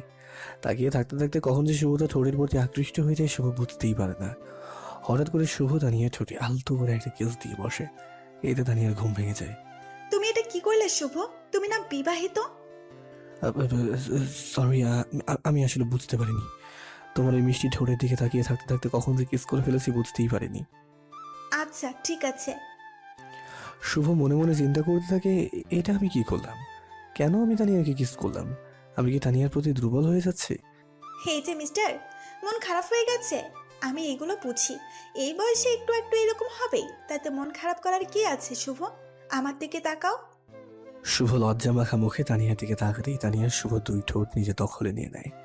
5 মিনিট পর ছেড়ে দিয়ে তানিয়া হাঁপাতে হাঁপাতে বলল, কেমন দিলাম? তখন চুরি করে আমার ঠোঁটে কিস করছো, এখন প্রকাশ্যে দিয়ে দিলাম, যাতে আমারে কিস করলে আর চুরি করে না করো। শুভ কোনো কথা বলতে পারে না। তানিয়ার ব্যবহারে যেন শুভ বাকশক্তি হারিয়ে ফেলেছে। এই শুভ, কথা বলছো না কেন? আবার দিতে হবে নাকি? এই না না না, তানিয়া একটা কথা বলবো। বলো, কি বলবে? তখন আমি না হয় তোমার মায়ায় পড়ে তোমাকে কিস করেছিলাম, কিন্তু তুমি আমাকে কিস করলে কেন? তুমি তো জানো আমি বিবাহিত। জানতাম, কিন্তু আমি তোমাকে কেন কিস করেছি তা তুমি অচিরেই জানতে পারবে। অতঃপর তারা আরো কিছুক্ষণ কথা বললো। তাদের গন্তব্যে পৌঁছে শুভ দেখতে পায় তানিয়া ও শুভ রুমটা পাশেই পড়েছে। কক্সবাজারে তারা 10 দিন থাকে। এই 10 দিনে শুভ আদিলাকে ভুলে গিয়ে তানিয়াকে ভালোবাসতে শুরু করে। এই তো সেদিনের ঘটনা। এই তানিয়া, তুমি শুধু আমাকে কিস করতে দাও, আর কিছু দাও না। কখন তোমার ভালোবাসা পাবো আমি? শুভ, তোমাকে তো বলছি আমি সতীনের সংসার করতে পারবো না। এই হয় তুমি তোমার বউকে ভুলে যাও, না হয় আমাকে ভুলে যাও। যেদিন তুমি তোমার বউকে তোমার জীবন থেকে তাড়াতে পারবে, সেদিন আমি তোমাকে আমার পরিপূর্ণ ভালোবাসা দিব। আচ্ছা, তাহলে বাড়ি গিয়ে আদিলাকে তাড়িয়ে দেবো, তখন তোমার ভালোবাসা আমাকে দেবে তো? দেব। আচ্ছা চলো, আমাদের গাড়ি রেডি, এখন চলো যাবো। চলো। পরে তারা সেখান থেকে চলে যায়। অতঃপর যে যার বাড়িতে চলে যায়। শুভ বাড়ি আসতে আদিলা তাকে জড়িয়ে ধরে শাড়ির আঁচল দিয়ে শুভর মুখের ঘাম মুছে দেয়। এই, এত ঢং দেখাতে হবে না, বাসে ফ্যান আছে। তুমি এমন কথা কেন বলছো শুভ? তোমার শরীর খারাপ? তোমাকে এত আমাকে নিয়ে চিন্তা করতে হবে না। আমি শিশু না, সব বুঝি। যাও, সামনে থেকে যাও, তোমার কাজ করো না। শুভ ধমক শুনে আদিলা সেখান থেকে বিছানায় শুয়ে কান্না করতে থাকে। এইভাবে প্রত্যেক দিন কোনো না কোনো বিষয় নিয়ে আদিলার সাথে ঝগড়া চলতেই থাকে। একদিনের ঘটনা, আদিলা শুভর এমন বিহেভ করা সহ্য করতে পারে না। রাতের বেলায় আদিলা শুভর পা জড়িয়ে ধরে বলে, কেন তুমি এমন করছো আমার সাথে? যদি আমি কোনো অপরাধ করে থাকি তাহলে আমাকে বলো, তার জন্য আমাকে এভাবে কষ্ট দিও না। আমি তোমার কষ্ট দেওয়া সহ্য করতে পারি না। তুমি আমার সাথে এমন বিহেভ করছো কেন? তোকে এখন আর আমার ভালো লাগে না, তোকে আমার আর জীবনে চাই না। না শুভ, এমন করো না। আমাদের আদনানের মুখের দিকে তাকিয়ে হলেও আমার প্রতি রহম করো। চুপ, একদম চুপ। তোকে এখান থেকে আর ভালো লাগছে না বললাম না? তোকে তো এত কষ্ট দিচ্ছি, তুই যাস না কেন? চলে যা তুই। চুপ, একদম চুপ। তখনই শুভর মোবাইলে ফোন আসে। হ্যালো জানু, কি করছো? এই তো জানো, তোমার কথাই চিন্তা করতেছিলাম। তুমি আমাকে ভালোবাসা দেবে না? আমি কি বলেছি জানো, তোমার মনে নেই? এদিকে আদিলা এসে শুভর পা ধরে বলে, এমন করো না শুভ, তোমার চাহিদা পূরণ করতে হলে আমার সাথে করো। আমি তোমার বউ, তুমি যখন চাইবে আমি তখনই রাজি। তবুও এমন করো না। আমি থাকতে কখনো তোমাকে অন্যজনের সাথে দেখতে পারবো না। তুমি আমাকে মেরে ফেলো শুভ। তুই ভালো কথাই মনে করে দিলি, তুই না থাকলে তো আর কোনো সমস্যা নেই। এই বলে শুভ আদিলা চুল ধরে মাঝ রাতে ঘর থেকে বের করে দিয়ে ঘরে দরজাটা লাগিয়ে নেয়। এদিকে শুভ তানিয়ার সাথে ফোনে কথা বলছে। তখন তানিয়া বলে, জানো কি করছো তুমি? এই তো জানো, ভেজালটা দূর করলাম। এখন বলো, কখন আমাকে ভালোবাসা দেবে? কাল সকালে হোটেলে চলে এসো। পরের দিন শুভ সকালে উঠে তার ছেলে আদনানকে কাজের বুয়ার কাছে দিয়ে তানিকে দেওয়ার ঠিকানায় চলে যায়। গিয়ে যা দেখতে পায় তাতে শুভর পা থেকে মাটি সরে যায়। শুভ তা দেখে তো থমকে দাঁড়ায়। পরের দিন শুভ তানিয়া দেওয়া ঠিকানায় গিয়ে দেখতে পায় তানিয়া একটি ছেলের সাথে একই বিছানায় শুয়ে আছে। জানো দেখো, আমার আরেক জানু এসে গেছে, তুমি একটু থাকো, আমি তার সাথে কথা বলে আসি। ছি তানিয়া, ছি, তুমি এত নিকৃষ্ট, আমি জানতাম না। তুই কি নিজেই ভালো? আমি হয় আমার স্বামীর সাথে শুয়েছি আর এটা বৈধ, আর তুই কি করতে আসছিস অন্যের সাথে? ছি, তোর মতো খারাপ কোনো ছেলে এই জগতে আছে কিনা আমার জানা নেই। যে তোকে পাগলের মতো ভালোবাসে এসেছে তাকে তুই ঠকালি। আমিও ঠিক এটাই চাইছিলাম, আমি তোদের দুইজনের সুখে থাকা দেখতে পারছিলাম না। আমি একটা জিনিস ভেবে পাই না যে স্বর্ণের প্লেটে ভাত খেয়ে বড় হয়েছে, সে কত ভালোবাসলে তার মতো গরিব একটা ছেলের হাত ধরে চলে আসতে পারে। জানিস, তোকে সে অন্ধের মতো বিশ্বাস করত। তোদের সম্পর্ক নষ্ট করার জন্য আমি অনেক চেষ্টা করেছি। আদিলাকে তোর নামে মিথ্যে ফ্যাক ভিডিও তৈরি করে দেখিয়েছিলাম, যাতে আদিলা দেখে তোর সাথে সম্পর্ক নষ্ট করে দেয়। কিন্তু সে তোকে এতটাই অন্ধের মতো বিশ্বাস করত, কখনোই এই বিষয় নিয়ে তোকে বলেনি। তার মনে পুরোপুরি বিশ্বাস ছিল যে তুই কখনো ওই রকম করবি না। যখন আমার সমস্ত প্ল্যানে আদিলার কাছে ব্যস্ত হয়, তখন আমি তোকে আমার প্রেমের ফাঁদে ফেলানোর চেষ্টা করি। হ্যাঁ, তাতে তুই আমার ফাঁদে পাতিস। কেন এইভাবে আমাদেরকে আলাদা করলে? আমাকে তোমার ভালোবাসার মায়া ফেলে কি অপরাধ করেছিলাম? হ্যাঁ, আমি কি তোমার কোনো ক্ষতি করেছিলাম যার জন্য আমাদেরকে এইভাবে কষ্ট দেওয়ার জন্য উঠে পড়ে লেগেছিলে? শুধু তোর জন্য আমি 3টা বছর জেল খেটেছি। আমাকে জেলে আমার বাবা পর্যন্ত দেখতে আসেনি, শুধু তোর কারণে। আর দেখ তো, একে চিনতে পারিস কিনা? বিছানার উপরে শুয়ে থাকা ছেলেটাকে দেখিয়ে শুভ এতক্ষণ তার দিকে খেয়াল করেনি, ফলে চিনতে পারেনি। শুভ তার দিকে তাকাতেই চমকে ওঠে। তুমি ইমরান না? আমি ইমরান, যাকে তোর বউ কলেজে সবার সামনে আমাকে থাপ্পড় দিয়েছিল। আমি সেদিন প্রতিজ্ঞা করেছিলাম তোদের কখনো সুখে থাকতে দিব না, কিন্তু সেটি আমার পক্ষে একা করা সম্ভব ছিল না। কিন্তু যখন আমি জানতে পারি তুই তানিয়াকে পুলিশে দিয়ে ধরিয়ে দিয়েছিস, এতে তানিয়া তো শত্রু হয়েছে। আর আমি এই সুযোগে তানিয়াকে তোদের কথা বলি। তানিয়া তোদের পৃথক করতে রাজি হয়ে যায়, আর তাতে আমি তানিয়াকে জেল থেকে ছাড়িয়ে এনে বিয়ে করে নেই। আর তোদের কিভাবে পৃথক করা যায় সেই নিয়ে ভাবতে থাকি। আমি তো তানিয়াকে আগে কখনো দেখিনি, আর তাকে কখনো আমি পুলিশে ধরিয়ে দিলাম। মনে কর, একটু ফ্ল্যাশব্যাক থেকে ঘুরে আয়। শুভ এক রাস্তা দিয়ে যাচ্ছিল, হঠাৎ একটি মেয়েলি কণ্ঠে চিৎকারের আওয়াজ ভেসে আসলো, বাঁচাও বাঁচাও! শুভর সামনে তাকিয়ে দেখে একটা মেয়েকে 3 জনে টেনে নিয়ে যাচ্ছে। শুভ তখন তাদেরকে মেয়েটিকে তাদের হাত থেকে বাঁচায়। আর মেয়েটি ছিল সেই তানজিলা যে প্রথম পর্বে পড়ে এসেছেন। অতঃপর পুলিশ দিয়ে শুভ তাদের 3 জনকে ধরিয়ে দেয়। পুলিশ যখন তাদেরকে মারধর করে তখন তারা বলে দেয় যে তাদেরকে এই মেয়েটিকে কিডন্যাপ করার জন্য একজন বলেছিল। শালা হারামজাদারা আমার কথা বলে দেয়, তখন পুলিশ আমাকে ধরে নিয়ে যায়। কারণ আমি বিদেশে সুন্দরী মেয়ে প্রচার করি, কোটি কোটি টাকা কামাই করতাম। আর এখন আমার বাবাও জানতো, সেই জন্য বাবা আমাকে একবারও জেলে দেখতে যায়নি। শুধু তোর জন্য আমার কত টাকা ক্ষতি হয়েছে, এগুলো প্রতিশোধ নেওয়ার জন্য আমি এত কিছু করেছি, আরও করব। তোকে বেঁচে থাকতে দিব না, তোকে তিলে তিলে কষ্ট দিয়ে মারবো। এদিকে তখনই শুভর মোবাইলে একটা মেসেজ আসে। শুভ মেসেজটা সিন করে দেখতে পায়, হারামজাদা, তুই আমার খেয়ে আমার পরে আমার মেয়েকে ধর্ষণ করার চেষ্টা করেছিস। তুই থাক, আমি পুলিশ পাঠাচ্ছি। তোকে আমার মেয়েকে ধর্ষণ করার ইচ্ছা তোর বের করছি। শুভ মেসেজ দেখেই চমকে যায়, সে কিছুই বুঝতে পারে না। কিরে, মেসেজ দেখে অবাক হচ্ছিস? অবাক হওয়ার কিছু নেই। এই বলে তার মোবাইলে একটা ভিডিও চালু করে, যেখানে দেখতে পাই শুভ তানিয়াকে ধর্ষণ করার চেষ্টা করছে। আমি এই ভিডিওটা বাবাকে দিয়েছি অন্য একটা নাম্বারে, কারণ বাবা তোকে অনেক বিশ্বাস করত। একটা কথা মনে রাখিস, বিপদ যখন আসে সব জায়গায় আসে। সেদিন বাসে তোকে বলেছিলাম না আমার পরিচয় আস্তে আস্তে জেনে যাবে? এখন তোকে পরিচয়টা দিলাম। আর সেই ট্যুরের ব্যবস্থা কথা আমি বাবাকে বলেছিলাম যাতে তোকে ফাঁসাতে পারি। বাবা প্রথমে রাজি ছিল না, যখন আমি বলি যদি তুমি ট্যুরের ব্যবস্থা করো তাহলে সমস্ত খারাপ কাজ আমি ছেড়ে দেব, তখন বাবা রাজি হয়। আর শোন, এখনো তোর কিছু সময় হাতে আছে, তোর ছেলেকে বাঁচা। বাবা পুলিশ তোর ছেলের কাছেই পাঠাইছে, কারণ তুই তোর ছেলেকে ভীষণ ভালোবাসিস। তাকে ধরলে তুই এমনিতেই থানায় যাবি। তানিয়ার কথা শুনে শুভ দৌড়ে বাড়ি চলে যায়। সেখানে কাজের বর থেকে তার ছেলেকে নিয়ে আসতেই যাবে, তখনই সামনে শুভ তার ছেলেকে নিয়ে আসতেই সামনে টেবিলের ওপর একটা কাগজ দেখতে পাই। শুভ এক হাতে সেটি নিয়ে পড়তে থাকে। আমার প্রিয় শুভ, আমি তোমাকে কতটুকু ভালোবেসেছিলাম জানি না, কিন্তু বিশ্বাস করো, যখন কেউ তোমার নামে আমার কাছে খারাপ ভিডিও পাঠায় তো সেগুলো কখনো বিশ্বাস করতাম না।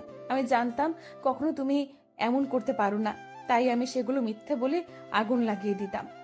কখনো তোমাকে বুঝতে দিতাম না শুভ, তোমার প্রতি আমার মনে কতটা বিশ্বাস পোষণ করেছিলাম তা হয়তো কোনো মেয়ে তার অন্তরে পোষণ করতে পারবে না। তুমি গরিব থাকা সত্ত্বেও আমি সেদিন তোমার হাত ধরে পালিয়ে এসেছিলাম, শুধু এই আশায় তুমি আমাকে সারা জীবন ভালোবাসবে, আমাকে আদর দিয়ে আগলে রাখবে, আমাকে কখনো ছেড়ে যাবে না। কিন্তু কখনো ভাবিনি যে তুমি আমাকে এভাবে মাঝ রাস্তায় একা ফেলে চলে যাবে। আমি জানি না তুমি কোন মেয়ের প্রেমে পড়ে আমাকে তাড়িয়ে দিলে, আমাকে এত কষ্ট দিলে। একদিন তুমি বুঝবে শুভ, সেই মেয়েটি আমার থেকে কখনোই তোমাকে বেশি ভালোবাসতে পারবে না। সেদিন তুমি আমাকে পাগলের মতো খুঁজবে, সেদিন তুমি আমাকে পাবে না, কারণ আমি তখন আকাশের তারা হয়ে যাব, চলে যাব না ফেরার দেশে। আমার ছেলেটাকে তুমি দেখে রেখো, তাকে কখনো মায়ের অভাবটা বুঝতে দিও না, তাকে কখনো কষ্ট দিও না, তাহলে যে আমি মরেও শান্তি পাবো না। সেই একটা কথাটা রাখো, টেবিলের উপর বইয়ের নিচে কিছু টাকা রাখা আছে যা আমি টিউশন করিয়ে পেতাম, সেই টাকাগুলো জমা করে রেখেছিলাম যদি কোনো কাজে লাগে এই জন্য, কিন্তু সেটি আর এই জীবনে হলো না, তাই সেই টাকাগুলো তোমাকে দিয়ে গেলাম। তুমি টাকাগুলি আমার আদনানের পেছনে খরচ করিও, খারাপ কাজে খরচ করিও না। পরিশেষে একটা কথা বলতে চাই শুভ, ভালোবাসি, বড্ড বেশি ভালোবাসি তোমাকে। ইতি অভাগা ভালোবাসা, আদিলা।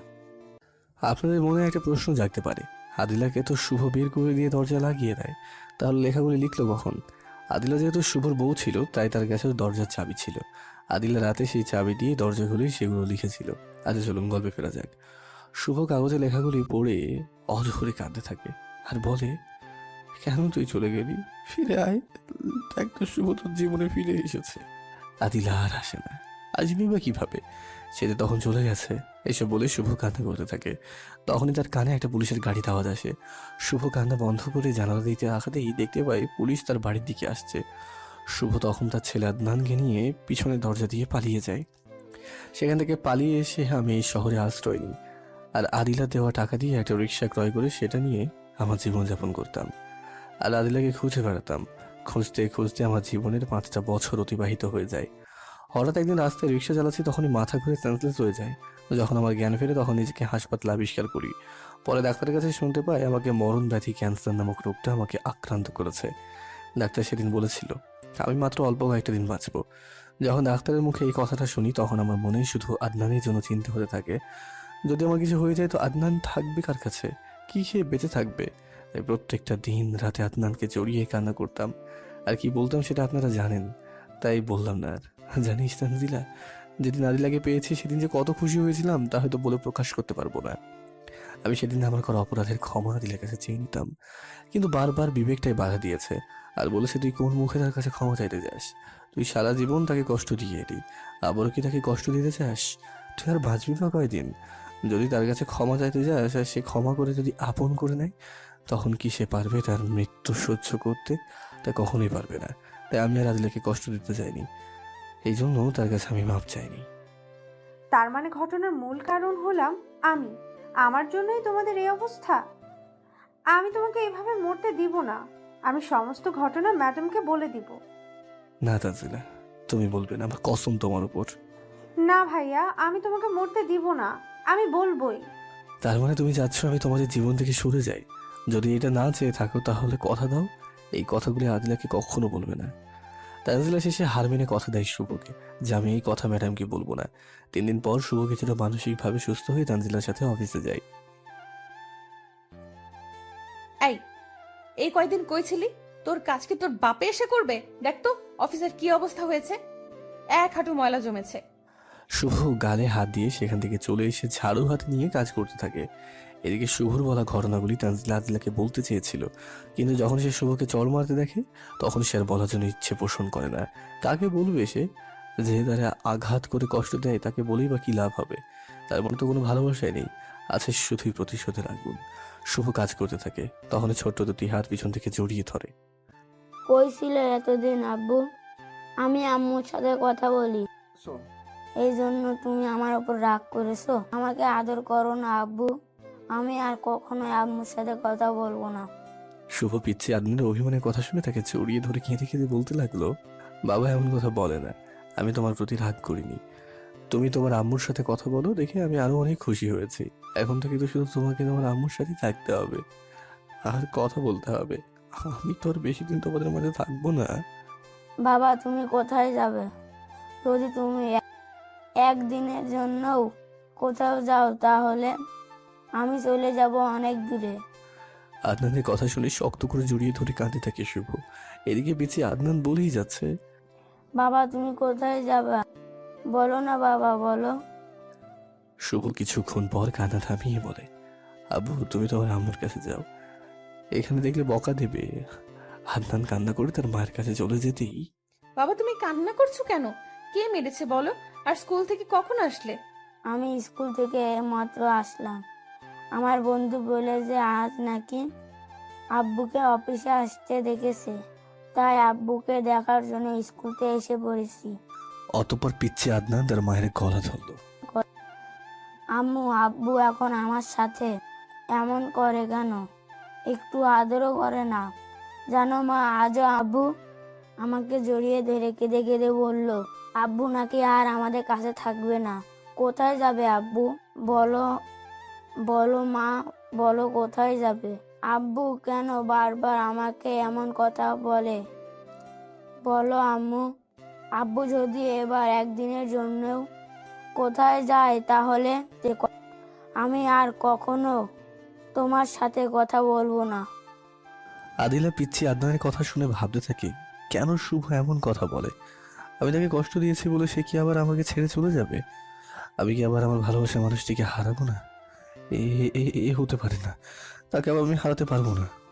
কি হলো মা, বলো আব্বু কোথায় যাবে? তোমার আব্বু কোথাও যাবে না, আমি কোথাও তাকে যেতে দিব না। সত্যি আব্বু কোথায় যাবে না? সত্যি কোথাও যাবে না। তুমি এবার স্কুলে চলে যাও। আচ্ছা। এদিকে আদিলা পিয়নকে নিয়ে শুভকে তার কেবিনে ডাকে, আসবো ম্যাডাম? আর চেয়ারে বস। সরি ম্যাডাম, এই চরিত্রহীন চেয়ারে বসলে চেয়ারটা অপবিত্র হয়ে যাবে। মেজাজ গরম করিস না, তোকে বসতে বলছি বস। অতঃপর শুভ একটা চেয়ার টেনে আদিলার সামনে বসে। তোকে কিছু প্রশ্ন করব, তার সঠিক উত্তর দিবি। যদি না দেয়? জানি তুই এই কথাই বলবি। যদি তুই তোর সন্তানের ভালো চাস তো সঠিক উত্তর দিবি। সন্তান কি তোর এত কিছু শুনতে চাইনি আমি। আচ্ছা বলেন। তুই বারবার আদনানকে বলিস তুই আর আমাদের কাছে থাকবি না, তো কোথায় যাবি? নাকি নতুন কাউকে পেয়েছিস যে আমাকে দেওয়া তোর সাইনের কথা ভুলে গেছিস? ম্যাডাম আমি কিছুই বলিনি, আর নতুন কাউকে, এই বলে শুভ হাসার চেষ্টা করে। হাসলি কেন? আমি হাসার কিছু বলছি? তোর তো চরিত্রই ওইরকম। জানেনই তো, আর বলে কি লাভ? কি যেন লেগেছেন সেটা বলেন। আচ্ছা তুই আদনানকে এমন কথা কেন বলস যে তুই আর আমাদের কাছে থাকতে পারবি না? বল কই যাবি তুই? চলে যাব অচিন কোনো দেশে, যেখানে থেকে আপনি আর আমাকে দিয়ে গাধার মতো কাজ করাতেও পারবেন না, বা সেখানে থেকে আর আমাকে নিয়ে আসতে পারবেন না, কারণ সেখানে আপনার কোনো ক্ষমতাই থাকবে না। আরেকটা কথা, তোকে যে আমি এত কষ্ট দেই, এত অপমান করি, তবু তুই এখান থেকে যাস না কেন? নাকি সাইন করা সেই পেপারের ভয়? না ম্যাডাম, আমি এই জন্যই থাকি যে মেয়ে আমার একটু ব্যথা সহ্য করতে পারতো না, সে মেয়ে যখন আমার একটা অপরাধের কারণে গাধার মতো কাজ করিয়ে তাকে দেওয়া কষ্টের প্রতিশোধ নিতে চাই, তাহলে আমি কেন পারবো না তার দেওয়া কষ্ট সহ্য করতে, তার একটু আনন্দের কারণ হতে? আমি তো জীবনে কখনো তার মুখে হাসি ফোটাতে পারিনি, শুধু তাকে কষ্টই দিয়ে এসেছি। এখন সে আমাকে কষ্ট দিয়ে আমার জীবন্ত লাশ দেখে যদি একটু আনন্দ পায়, খুশি হয়, তাহলে আমি তার দেওয়া কষ্টগুলি সহ্য করি। শুভর বলা কথাগুলো যেন আদিতার কলিজায় গিয়ে লাগে। আসলেই তো তাকে আমি গাধার মতো কাজ করাই। হয়তো সে একটা ভুল করেছে, তার জন্য কিভাবে আমি তাকে এত কষ্ট দিলাম। আমি এত খারাপ কি করে হলাম? যাকে জীবন থেকে বেশি ভালোবাসি তাকে কি করে এত কষ্ট আমি দিতে পারলাম? এই বিরাট অফিসটার জন্যই কি আমার অন্তরে অহংকার জমে গেছে? এর জন্যই আমি আমার জানটারে কষ্ট দিলাম? আমি এই অফিস আর আমার কাছে রাখবো না। আমার জানুটাকে লিখে দিয়ে আমি তার থেকে আজ মাফ চেয়ে নেব। তাকে আজই আপন করে নিব। আমার জানটাকে আর কষ্ট দেব না। হঠাৎ আদিলার ব্যবহারে ধরন পরিবর্তন হয়ে যায়, সেটি শুভ খেয়াল করে। এমন রহস্যজনক কথা তুমি কোথায় শিখলে শুভ? তুমি তো এমন ছিলে না। সত্যি করে বলো, তুমি কোথায় যাবে? বলো শুভ, বলো, চুপ করে থেকো না, বলো শুভ। শুভ তখন বুঝতে পারে যে আদিলা এখন আর বসের রূপে নেই। মুহূর্তের মধ্যেই তার জান আদিলার রূপ তার মধ্যে এসে গেছে। কিন্তু শুভ সেটি চায় না যে আদিলা আবার তার জীবনে ফিরে আসুক। চায় না তাকে আর কষ্ট দিতে, কারণ সে যার মাত্র কয়েকটা দিনের অতিথি। তাই শুভ বিষয়টি পরিবর্তন করার জন্য বলে, ম্যাডাম, আমি আপনার সমস্ত প্রশ্ন উত্তর দিচ্ছি। এখন আমার কাজ করতে হবে, নয়তো বিনা দোষে থাপ্পড় খেতে হবে। আমি চললাম। এই বলে শুভ কাজে যায়। আদিলা তখন বলে ওঠে, প্লিজ শুভ, তুমি এখান থেকে যেও না। বলে যাও তুমি কোথায় যাবে। আমি তোমাকে কোথাও যেতে দেব না। পরের দিন আদিলা সকালে এসে দেখতে পাই শুভ তার কাজ করছে, কারণ শুভ অফিসেই থাকে বলে। আই শুভ, শোনো, এক্ষুনি আমার কেবিনে আসবো। এই বলে আদিলা তার রুমে চলে আসে। কিছুক্ষণ পরে, ম্যাডাম আসবো? আসো, তবে এরপর থেকে কোনো অনুমতি লাগবে না। তুমি নিজের বাসা মনে করে চলাফেরা করবে। তা কি করে হয়?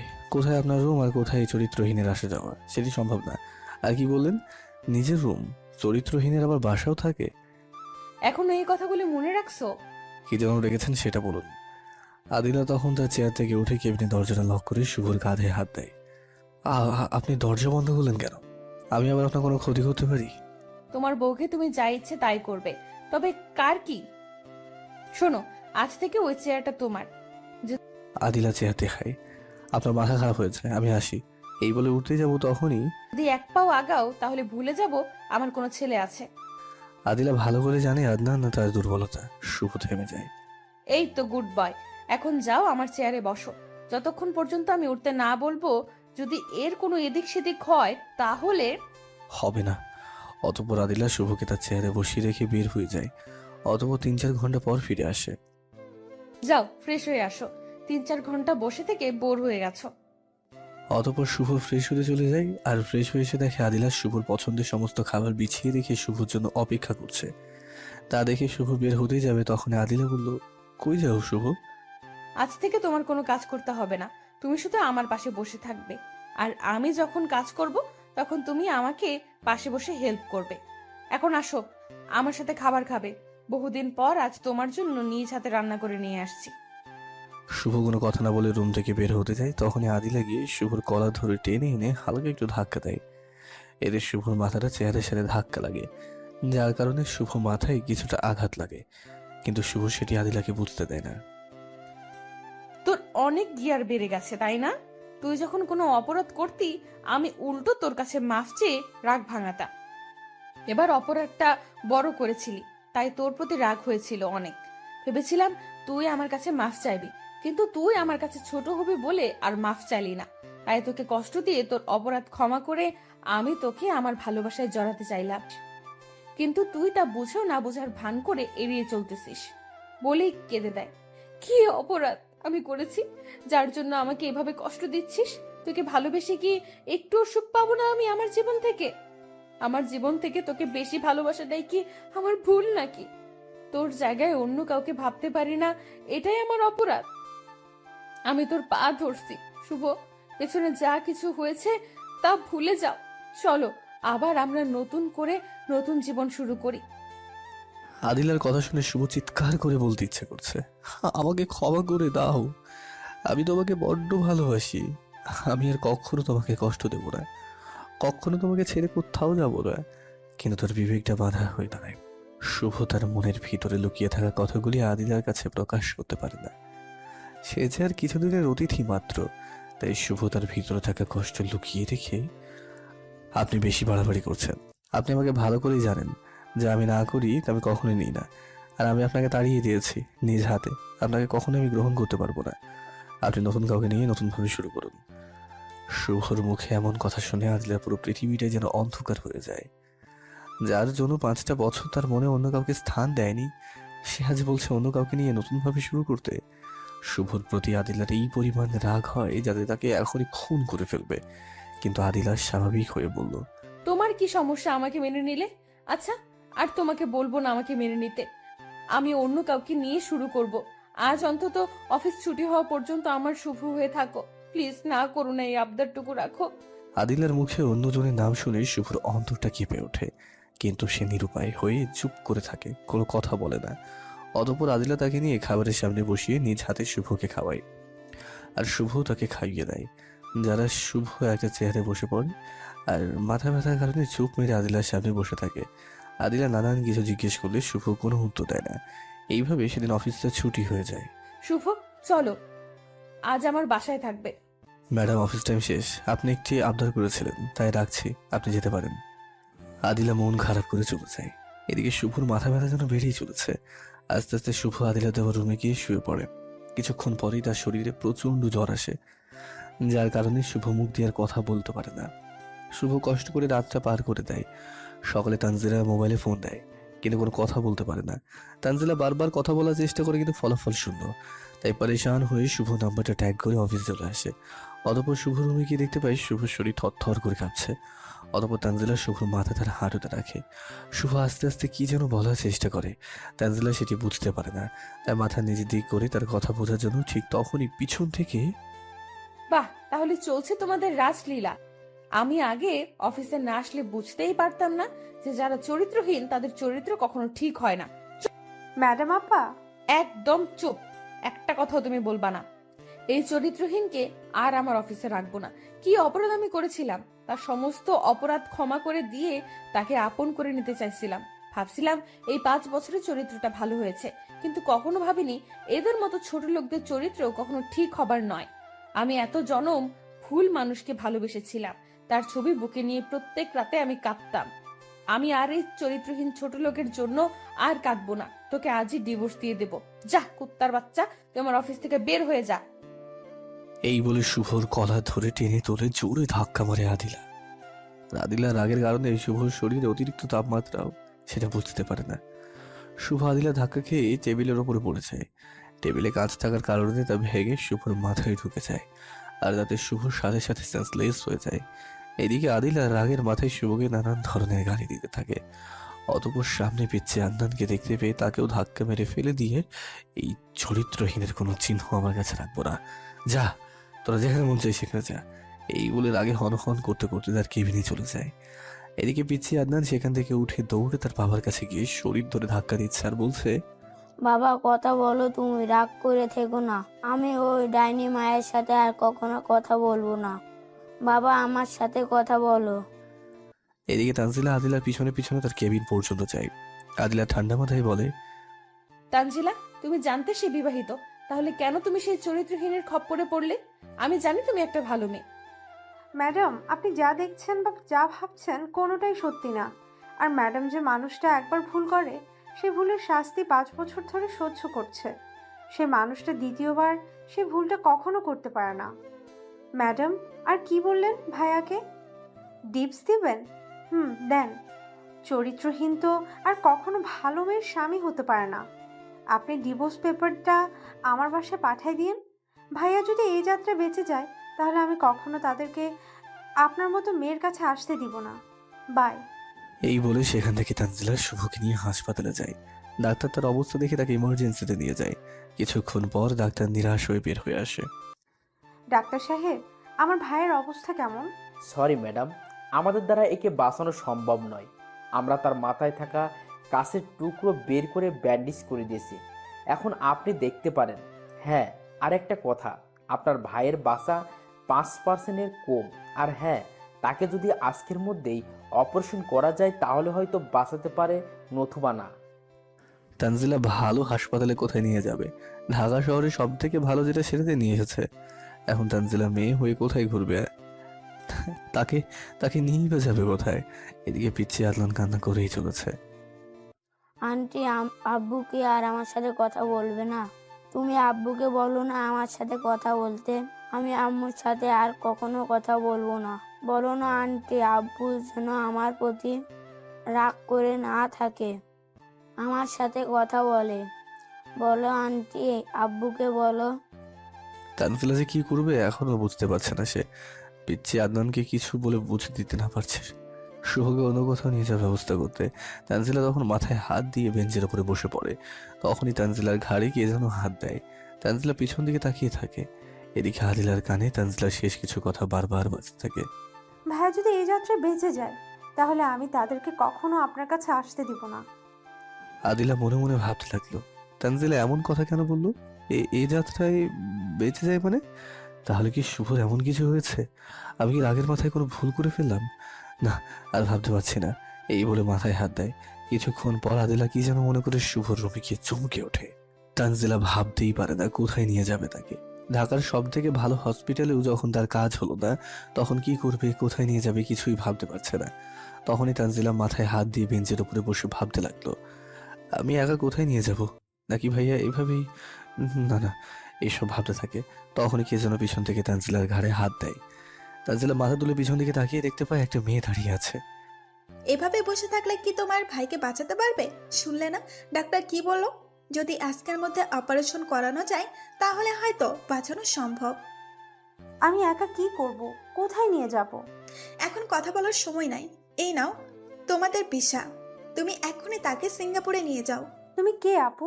আমার ভাইয়ের কঠিন দিনে তুমি ফেরেশতার মতো এসে সাহায্য করছো। আমি কি সেটা তোমার না জানলেও চলবে, তবে এটুকু জেনে রাখো তোমার ভাই আমাকে চেনে আর আমি তোমার ভাইকে। আজ তোমার ভাইয়ের এই অবস্থার জন্য আমি দায়ী। প্লিজ তানজিলা, আর প্রশ্ন করো না, তাড়াতাড়ি নিয়ে যাও। তুমিও আসো আমার সাথে।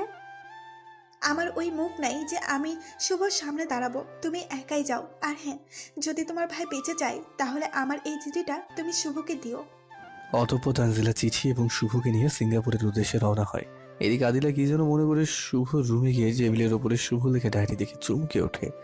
কারণ ডায়েরিতে লেখা ছিল, আমার জানেমান আদিল, আমি কথাগুলি কিভাবে লিখবো তা আমার বলার ভাষা নেই। তবুও কিছু ভাঙা ভাঙা কথা লিখে রাখলাম, যা মুখে কখনো তোমাকে বলতে পারবো না। আজ দীর্ঘ 5 বছর পর আমার জানটার সাথে দেখা হলো। আমার শেষ সময়ে সে আমাকে দেখা মাত্রই চরিত্রহীন উপাধি দিল। আসলেই আমি একটা চরিত্রহীন। তারপর আমাকে অনেক কাজ করতে দিল যা একা মানুষের পক্ষে করা সম্ভব না। সে তার কাজের মাধ্যমে আমার করা অপরাধের শাস্তি দিতে যাচ্ছে। আমি তোমার সমস্ত শাস্তি ভালোবাসা মেনে হিসেবে মেনে নেব। তুমি হয়তো মনে মনে ভাবতে, আমি তোমার কাছে ক্ষমা চাইলে আমার মান সম্মান চলে যাবে, তোমার কাছে ছোট হয়ে যাব। এই ভয়ে তোমার কাছে ক্ষমা চাই না। তাহলে ভুল ভাববে আদিলা। তোমার থেকে আমার কাছে আমার মান সম্মান কিছুই না। আমি বারবার তোমার কাছে ক্ষমা চাওয়ার জন্য যেতাম, কিন্তু আমার বিবেকটা বাধা দিত। আমার বিশ্বাস ছিল আমি যতই অপরাধ করি না কেন, তোমার কাছে একবার ক্ষমা চাইলে তুমি আমাকে মাফ করে দেবে, আমাকে আপন করে নেবে। জানো আদিলা, আবার এখানেই ভয় হতো, যদি তুমি আমাকে আমার আপন করে নাও তাহলে তো তুমি আবার আমার দ্বারা কষ্ট পাবে। আমি তোমাকে না কষ্ট দিতে চাইনি আবারও। তোমাকে যেদিন আমি দাঁড়িয়ে দিয়েছিলাম তার পরের দিন থেকে তোমাকে পাগলের মতো খুঁজতাম। তোমাকে তাড়িয়ে দেওয়া হয়তো আল্লাহ সহ্য করতে পারেনি, তাই আল্লাহ আমাকে মারণ ব্যাধি ক্যান্সার নামক রোগ আমার শরীরে দিয়েছে। সেদিন ডাক্তার দেখিয়েছিলাম, ডাক্তার বলেছে আমি নাকি আর কয়েকটা দিন বাঁচবো। তাই আমি তোমার কাছে কখনো মাপ চাইনি। জানো আদিলা, যখন তুমি আমাকে কষ্ট দিতে আমি অনেক আনন্দে ছিলাম, কারণ তুমি এখন আমাকে ঘৃণা করছো। আর এখন যদি আমার মৃত্যু হয় তাহলে তুমি আর কষ্ট পাবে না। কিন্তু কিন্তু হঠাৎ একদিন তোমার কি জানি হলো, তুমি আবার আমাকে কাছে আনার জন্য তুমি আমার কাছে মাপ চাইলে। আমি সেদিন বড্ড কষ্ট পেয়েছিলাম, কারণ তুমি আবার আমার কারণে কষ্ট পাবে। তাই তোমাকে আমি এড়িয়ে চলতাম। আদিলা, আমি যে অপরাধগুলি করেছি তা হয়তো ক্ষমার অযোগ্য, কিন্তু তোমার কাছে শেষ সময় হাত জোর করে ক্ষমা চাচ্ছি। আদিলা, এই চরিত্রহীনটাকে ক্ষমা করে দিও। সারা জীবন তোমাকে আমার জন্য কাঁদতে হয়েছে। তোমার এই কষ্টগুলো মনে রেখো না, তাহলে আল্লাহ আমাকে মাফ করবে না। প্লিজ তুমি আমাকে মন থেকে ক্ষমা করে দিও। জানি না তুমি এই ডায়েরিটা কোনোদিন পড়বে কিনা।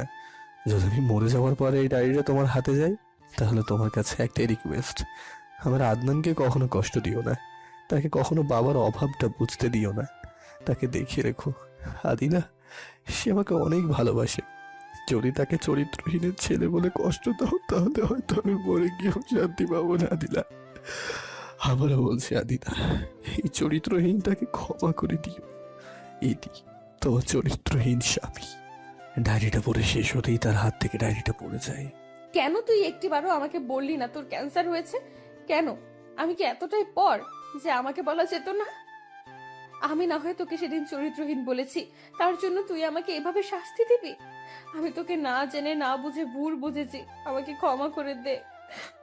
আমি তোকে কখনোই মরতে দিব না শুভ। তুই মরে গেলে আমি কাকে নিয়ে বাঁচবো? ম্যাডাম, আপনি এখানে আর কান্না করছেন কেন? কি হয়েছে? আমার শুভকে কেউ এখানে এনেছিল। কার কথা বলছেন? মোবাইল থেকে শুভর ফটো দেখায়। করে এনেছিল, কিন্তু আমরা তার চিকিৎসা করতে পারি নাই। আমরা তাকে ফিরিয়ে দিয়েছি। কেন ফিরিয়ে দিয়েছেন আমার শুভকে? ভেঙে পড়বেন না, আমাদের দ্বারা তাকে বাঁচানো অসম্ভব ছিল, তাই আমরা তার চিকিৎসা করতে পারি নাই। আমরা যদি তার চিকিৎসা করতাম, হতে পারতো সে সারা জীবনের জন্য কোমায় চলে যেত, নতুবা তার স্মৃতিশক্তি চলে যেত, কারণ তার ক্যান্সারটা। বলার আগে আদিলা চিৎকার দিয়ে উঠল। না, আমার শুভর কিচ্ছু হতে পারে না। এই বলে আদিলা সেন্সলেস হয়ে যায়। অতঃপর যখন তার জ্ঞান ফিরল তখন সামনে যাকে দেখলো তার দেখি তো সে চমকে উঠল। যখন আদিলার জ্ঞান ফিরল তখন তার সামনে তার মা বাবাকে বসা দেখতে পায়। মানে তোর এত অভিমান, একটিবারও এই বুড়ো বুড়ির কথা মনে পড়লো না? তখন আমরা না হয় তোদের সম্পর্কটা মেনে নিইনি, তার জন্য আমাদেরকে এভাবে পর করে চলে আসবি? একটিবারও আমাদের কথা ভাবলি না যে আমাদের কি হবে? তুই ছাড়া আমাদের কে আছে বল মা? মা, আমাকে মাফ করে দাও। তখন আমার কাছে আমার ভালোবাসাকে পেতে পালিয়ে আসা ছাড়া আর কোনো রাস্তা ছিল না। আমাকে তোমরা ক্ষমা করে দাও, আর কখনো তোমাদের ছেড়ে যাব না। আদিলার মা তখন আদিলাকে জড়িয়ে ধরে কপালে একটা চুমু দেয়। আচ্ছা মা, আমি এখানে আছি তোমরা কিভাবে জানলে? কে জানি ফোন দিয়ে বলল আপনার মেয়ে হাসপাতালে সেন্সলেস হয়ে পড়ে আছে।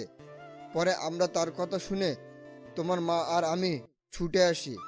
লোকটা কে ছিল জিজ্ঞেস করো নাই কিছু? কয়েকবার ফোন দিয়েছি, বন্ধ বলছে, আর পরে ফোন দেয়নি। আমার মেয়ে তো পাইছি, তাই আর তার কথা মনে নেই। আদিলা তখন হঠাৎ করে শুভর কথা মনে পড়ে যায়। আরে এই দেশে শুভ শুভ বলে চিৎকার করতে থাকে। আমার শুভ কই? আমি শুভর কাছে যাব। তোর ওটা চিন্তা করতে হবে না, তুই এখন অসুস্থ, সুস্থ হ, তারপর তোকে নিয়ে যাব।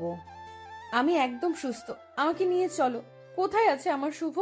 জানো মা, আমি তাকে না বুঝে অনেক কষ্ট দিয়েছি। সে কি আমাকে মাফ করবে?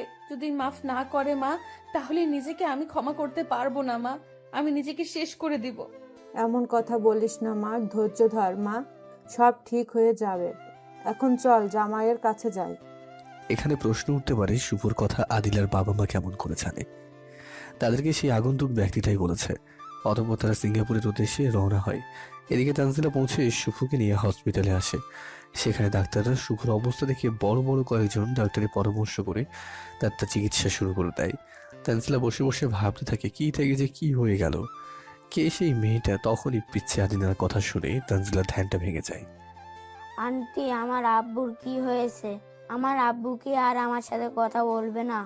বলো না আন্টি। আমার আব্বু কি আমার সাথে কথা বলতে, আমার সাথে রাগ না করে থাকতে? আমি আর আম্মুর সাথে কখনো কথা বলবো না। আদনানের কথা শুনে তানজিলা কান্না করে দেয়। কি বলবে তাকে? তো কেন? কি হলো আন্টি, তুমি কান্না করছো কেন? তুমি আল্লাহর কাছে বলো, আল্লাহ যেন তোমার আব্বুকে তাড়াতাড়ি ভালো করে দেয়। তোমার আব্বু ভালো হলেই তোমার সাথে কথা বলবে। এইভাবে তানজিলা পিচ্ছে আদনানের সাথে বসে বসে গল্প করছে। কিছুক্ষণ পরেই হাসপাতালে আদিলা ও তার বাবা মা চলে আসে। আদনান সেটি দেখতে পেয়ে চিৎকার করে বলতে থাকে, আন্টি, তুমি উনাকে তাড়িয়ে দাও, আমার আব্বুকে মেরে ফেলবে। উনাকে চলে যেতে বলো। এমন করে না, উনি তোমার মা হয়। না, উনি আমার মা নয়। আমার মা মারা গেছে। যে আমার বাবাকে মারে, কষ্ট দেয়, আমার থেকে আমার বাবাকে দূরে সরিয়ে দেয়, সে আমার মা কখনো হতে পারে না। তুমি ওনাকে চলে যেতে বলো আন্টি, চলে যেতে বলো। আদিলা তার ছেলের বুক ভরা অভিমানের কথা শুনতে পেয়ে আদনানকে জড়িয়ে ধরে বলে, বাবা, তুই আমাকে ক্ষমা করে দে। আমি অন্যায় করেছি, আমাকে মাফ করে দে। আর কখনোই তোর বাবাকে কষ্ট দিব না, তোকে কখনোই তার থেকে আলাদা করব না। এইবারের মতো আমাকে মাফ করে দে। না, তুমি আমার বাবাকে ডাকবে না, আমি তোমার কিছুই না। তুমি আমাকে ছেড়ে দাও আর এখান থেকে চলে যাও। আদিলা তার ছেলের কথা শুনে শক্ত করে জড়িয়ে ধরে। এতে আদনান কিছুটা ঠান্ডা হয়। আস্তে আস্তে কান্না থামিয়ে আদিলার কোলে আদনান ঘুমিয়ে যায়। ম্যাডাম, দেখতে আসছেন ভাইয়া বেঁচে আছে না মরে গেছে? আপনার কাছে হাত জোর করে বলছি, ভাইয়াকে আদনানের থেকে কেড়ে নিয়েন না। আমার চরিত্রহীন ভাইটাকে কখনো আপনি দেখবেন না। আমি তাকে আপনার দৃষ্টিসীমার বাহিরে পাঠাবো। প্লিজ, তবুও আপনি তাকে কিছু করিয়েন না। আমাকে ক্ষমা করে দাও, আমি বুঝতে পারি নাই, আমি তোমাকে না বুঝে অপবাদ দিছি। প্লিজ তানজিলা, ক্ষমা করে দাও। এই কি করছেন ম্যাডাম? যার কাছে ভুল করছেন তার কাছে ক্ষমা চান। আমি কিছু মনে করিনি। আপনার জায়গায় আমি থাকলে হয়তো এমনই করতাম। তবে ম্যাডাম, রাগের মাথায় এমন কিছু করবেন না যার জন্য চিরজীবনের জন্য আফসোস করতে হয়। পরে তারা আরো কিছুক্ষণ কথা বলে ডাক্তার বের হওয়ার অপেক্ষা করে। বেশ কিছুক্ষণ পর ডাক্তার বের হয়ে আসলে সবাই ডাক্তারকে ঘিরে ধরে আর বলে, রোগীর কেমন অবস্থা এখন? তাদের কথা শুনে ডাক্তার মুখটা কালো করে মাথা নিচু করে ফেলে। অপারেশন সাকসেস, তবে তবে কি ডাক্তার? দেখেন, ধৈর্য হারা হবেন না। রোগী মাথায় যে আঘাত পেয়েছে, হতে পারে এর কারণে সে কোমায় চলে যেতে পারে, স্মৃতিশক্তিও হারাতে পারে। এখন আল্লাহ পাকের ইচ্ছা, আপনারা আল্লাহর কাছে দোয়া করতে থাকেন। আমরা কি এখন রোগীর সাথে সাক্ষাৎ করতে পারবো? না, রোগীর জ্ঞান না ফেরা পর্যন্ত দেখা সাক্ষাৎ করতে পারবেন না। রোগীর জ্ঞান কখন ফিরবে? যদি জ্ঞান ফিরে তো 72 ঘন্টার মধ্যেই ফিরবে, না হলে বলতে পারছি না তার জ্ঞান কখন ফিরবে, তা আল্লাহ পাক ভালোই জানেন। এই বলে ডাক্তার চলে যায়। ডাক্তারের কথা শুনে সকলের মাঝে হতাশার ছাপ দেখা যায়, বিশেষ করে আদিলার উপর। অতঃপর সকলে মিলে নামাজ পড়ে আল্লাহর কাছে কান্নাকাটি করতে থাকে যেন শুভ সুস্থ হয়ে যায়। দেখতে দেখতে 4 দিন চলে যায়, তবুও শুভর জ্ঞান ফেরে না। এই 4 দিনে পিছিয়ে আদনান তার মায়ের কাছে যায়নি। শতবার ডাকার পরেও আদিলা পারেনি তার ছোট ছেলের অভিমান ভাঙতে। সবসময় তানজিলার কাছেই ছিল, তার সাথেই তার চলাফেরা করত। সে তার নানা নানির কাছেও যায়নি। অতঃপর তারা সকলেই পুনরায় ডাক্তারের কাছে গিয়ে শুভর জ্ঞান ফিরবে কিনা সেটা জিজ্ঞেস করতেই যাবে, তখন একটি নার্স এসে বলে, আপনাদের মাঝে আদনানকে। রোগী আদনানকে ডাকছে। নার্সের কথা শুনে সকলের মুখে আনন্দের ছাপ দেখা দেয়। তখন তানজিলা আদনানকে নিয়ে শুভর কেবিনে যায়। আদনান দৌড়ে গিয়ে তার বাবাকে জড়িয়ে ধরে বলে, আব্বু, তুমি আমার সাথে এতদিন কেন তুমি কথা বলো নাই? আমি আম্মুর সাথে থাকি বলে আমি আর কখনো আম্মুর সাথে কথা বলবো না। এরপরও যদি তুমি আমার সাথে কথা না বলো তাহলে আমি অনেক দূরে চলে যাব, তোমাদের কারোর সাথে কথা বলবো না। আদনানের কথা শুনে শুভ এক হাতে আদনানকে জড়িয়ে ধরে আর বলে, না বাবা, এমন কথা তুমি আর বলবে না। আমি তোমার প্রতি রাগ করিনি, আমি অসুস্থ ছিলাম না তাই কথা বলতে পারিনি। আজ থেকে প্রত্যেক দিন বলবো, তোমাকে আদর করবো, তোমাকে নিয়ে ঘুরতেও যাব। আচ্ছা বাবা। তখনই তানজিলা বলে উঠল, ভাইয়া, এখন কেমন লাগছে? ভালো। তোমার? আগে বলেছিলাম না, এখন আমার ভাইটাকে দেখে ভালো লাগতেছে। তোমার মুখ এত শুকনো দেখাচ্ছে কেন? কিছু খাওনি নাকি? যাও কিছু খেয়ে এসো। ভাইয়া, আমি ঠিক আছি। ঠিক আছে, বড় ভাইয়ের কথা যখন মানবে না তাহলে তখন বসে থাকো। শুভর কথা শুনে তানজিলা বের হতেই যাবে, তখনই আদিলার বাবা মা রুমে ঢোকে আর শুভর কি অবস্থা সে সম্পর্কে জিজ্ঞেস করে। সবার শেষে আদিলা অপরাধীর ন্যায় মাথা নিচে করে রুমে ঢুকতেই যাবে, তখনই আদনান বলে ওঠে, তুমি রুমে আসবে না, তুমি আমার বাবাকে দেখতে পাবো না, আমি তোমাকে দেখতে দেব না। আমার বাবাকে, তুমি চলে যাও এখান থেকে। বাবা আদনান এমন ভাবে বলে না, উনি তোমার মা হয়।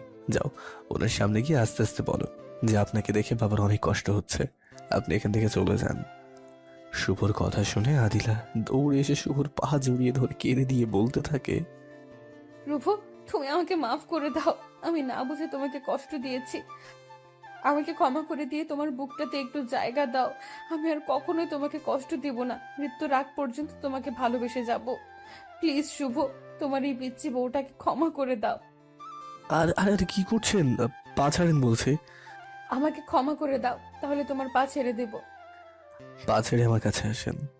যেহেতু শুভ শুয়েছিল, অতঃপর আদিলা শুভর কাছে গিয়ে দাঁড়ায়।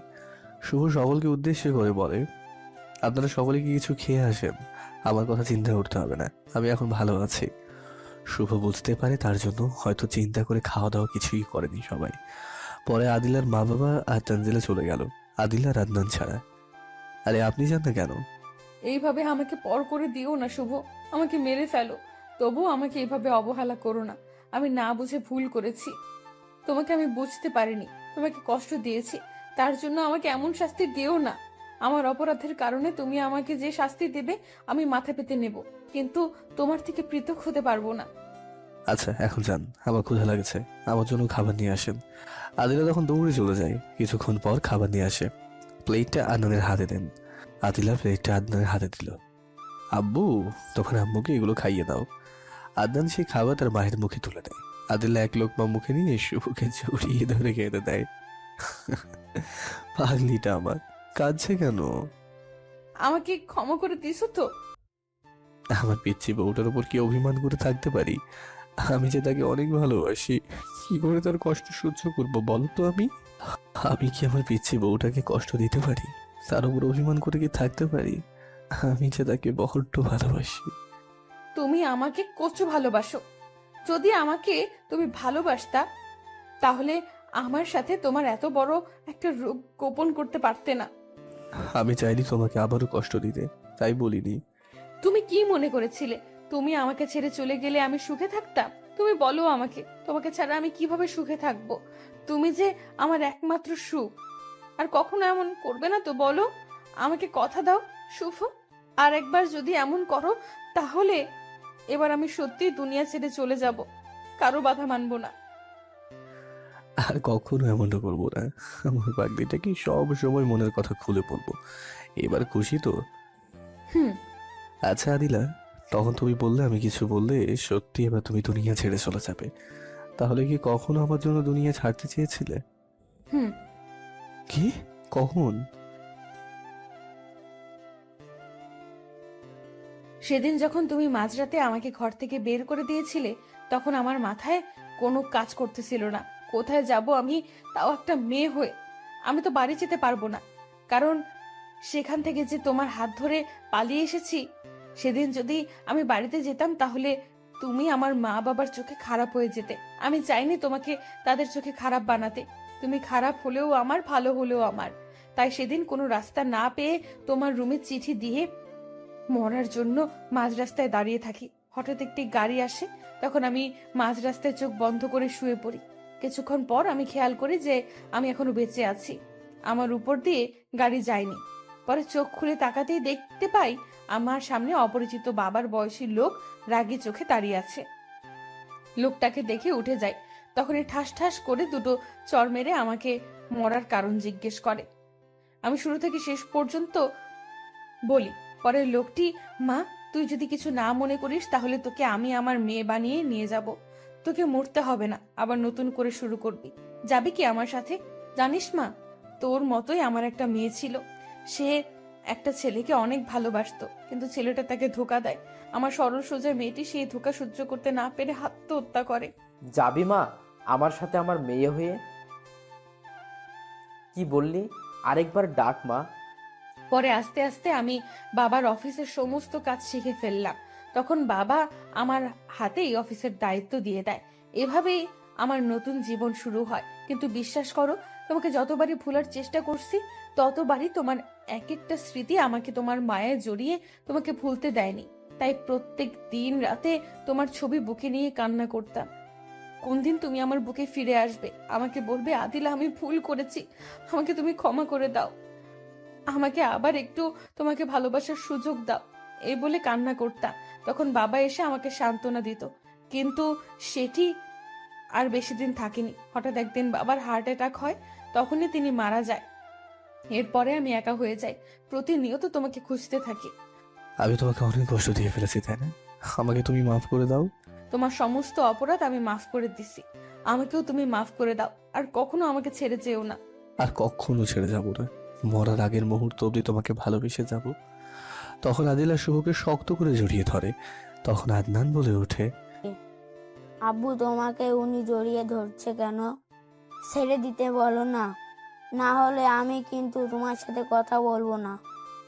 বাবা সে তোমার মা, আমাকে তো জড়িয়ে ধরবেই। না, ইনি আমার মা না।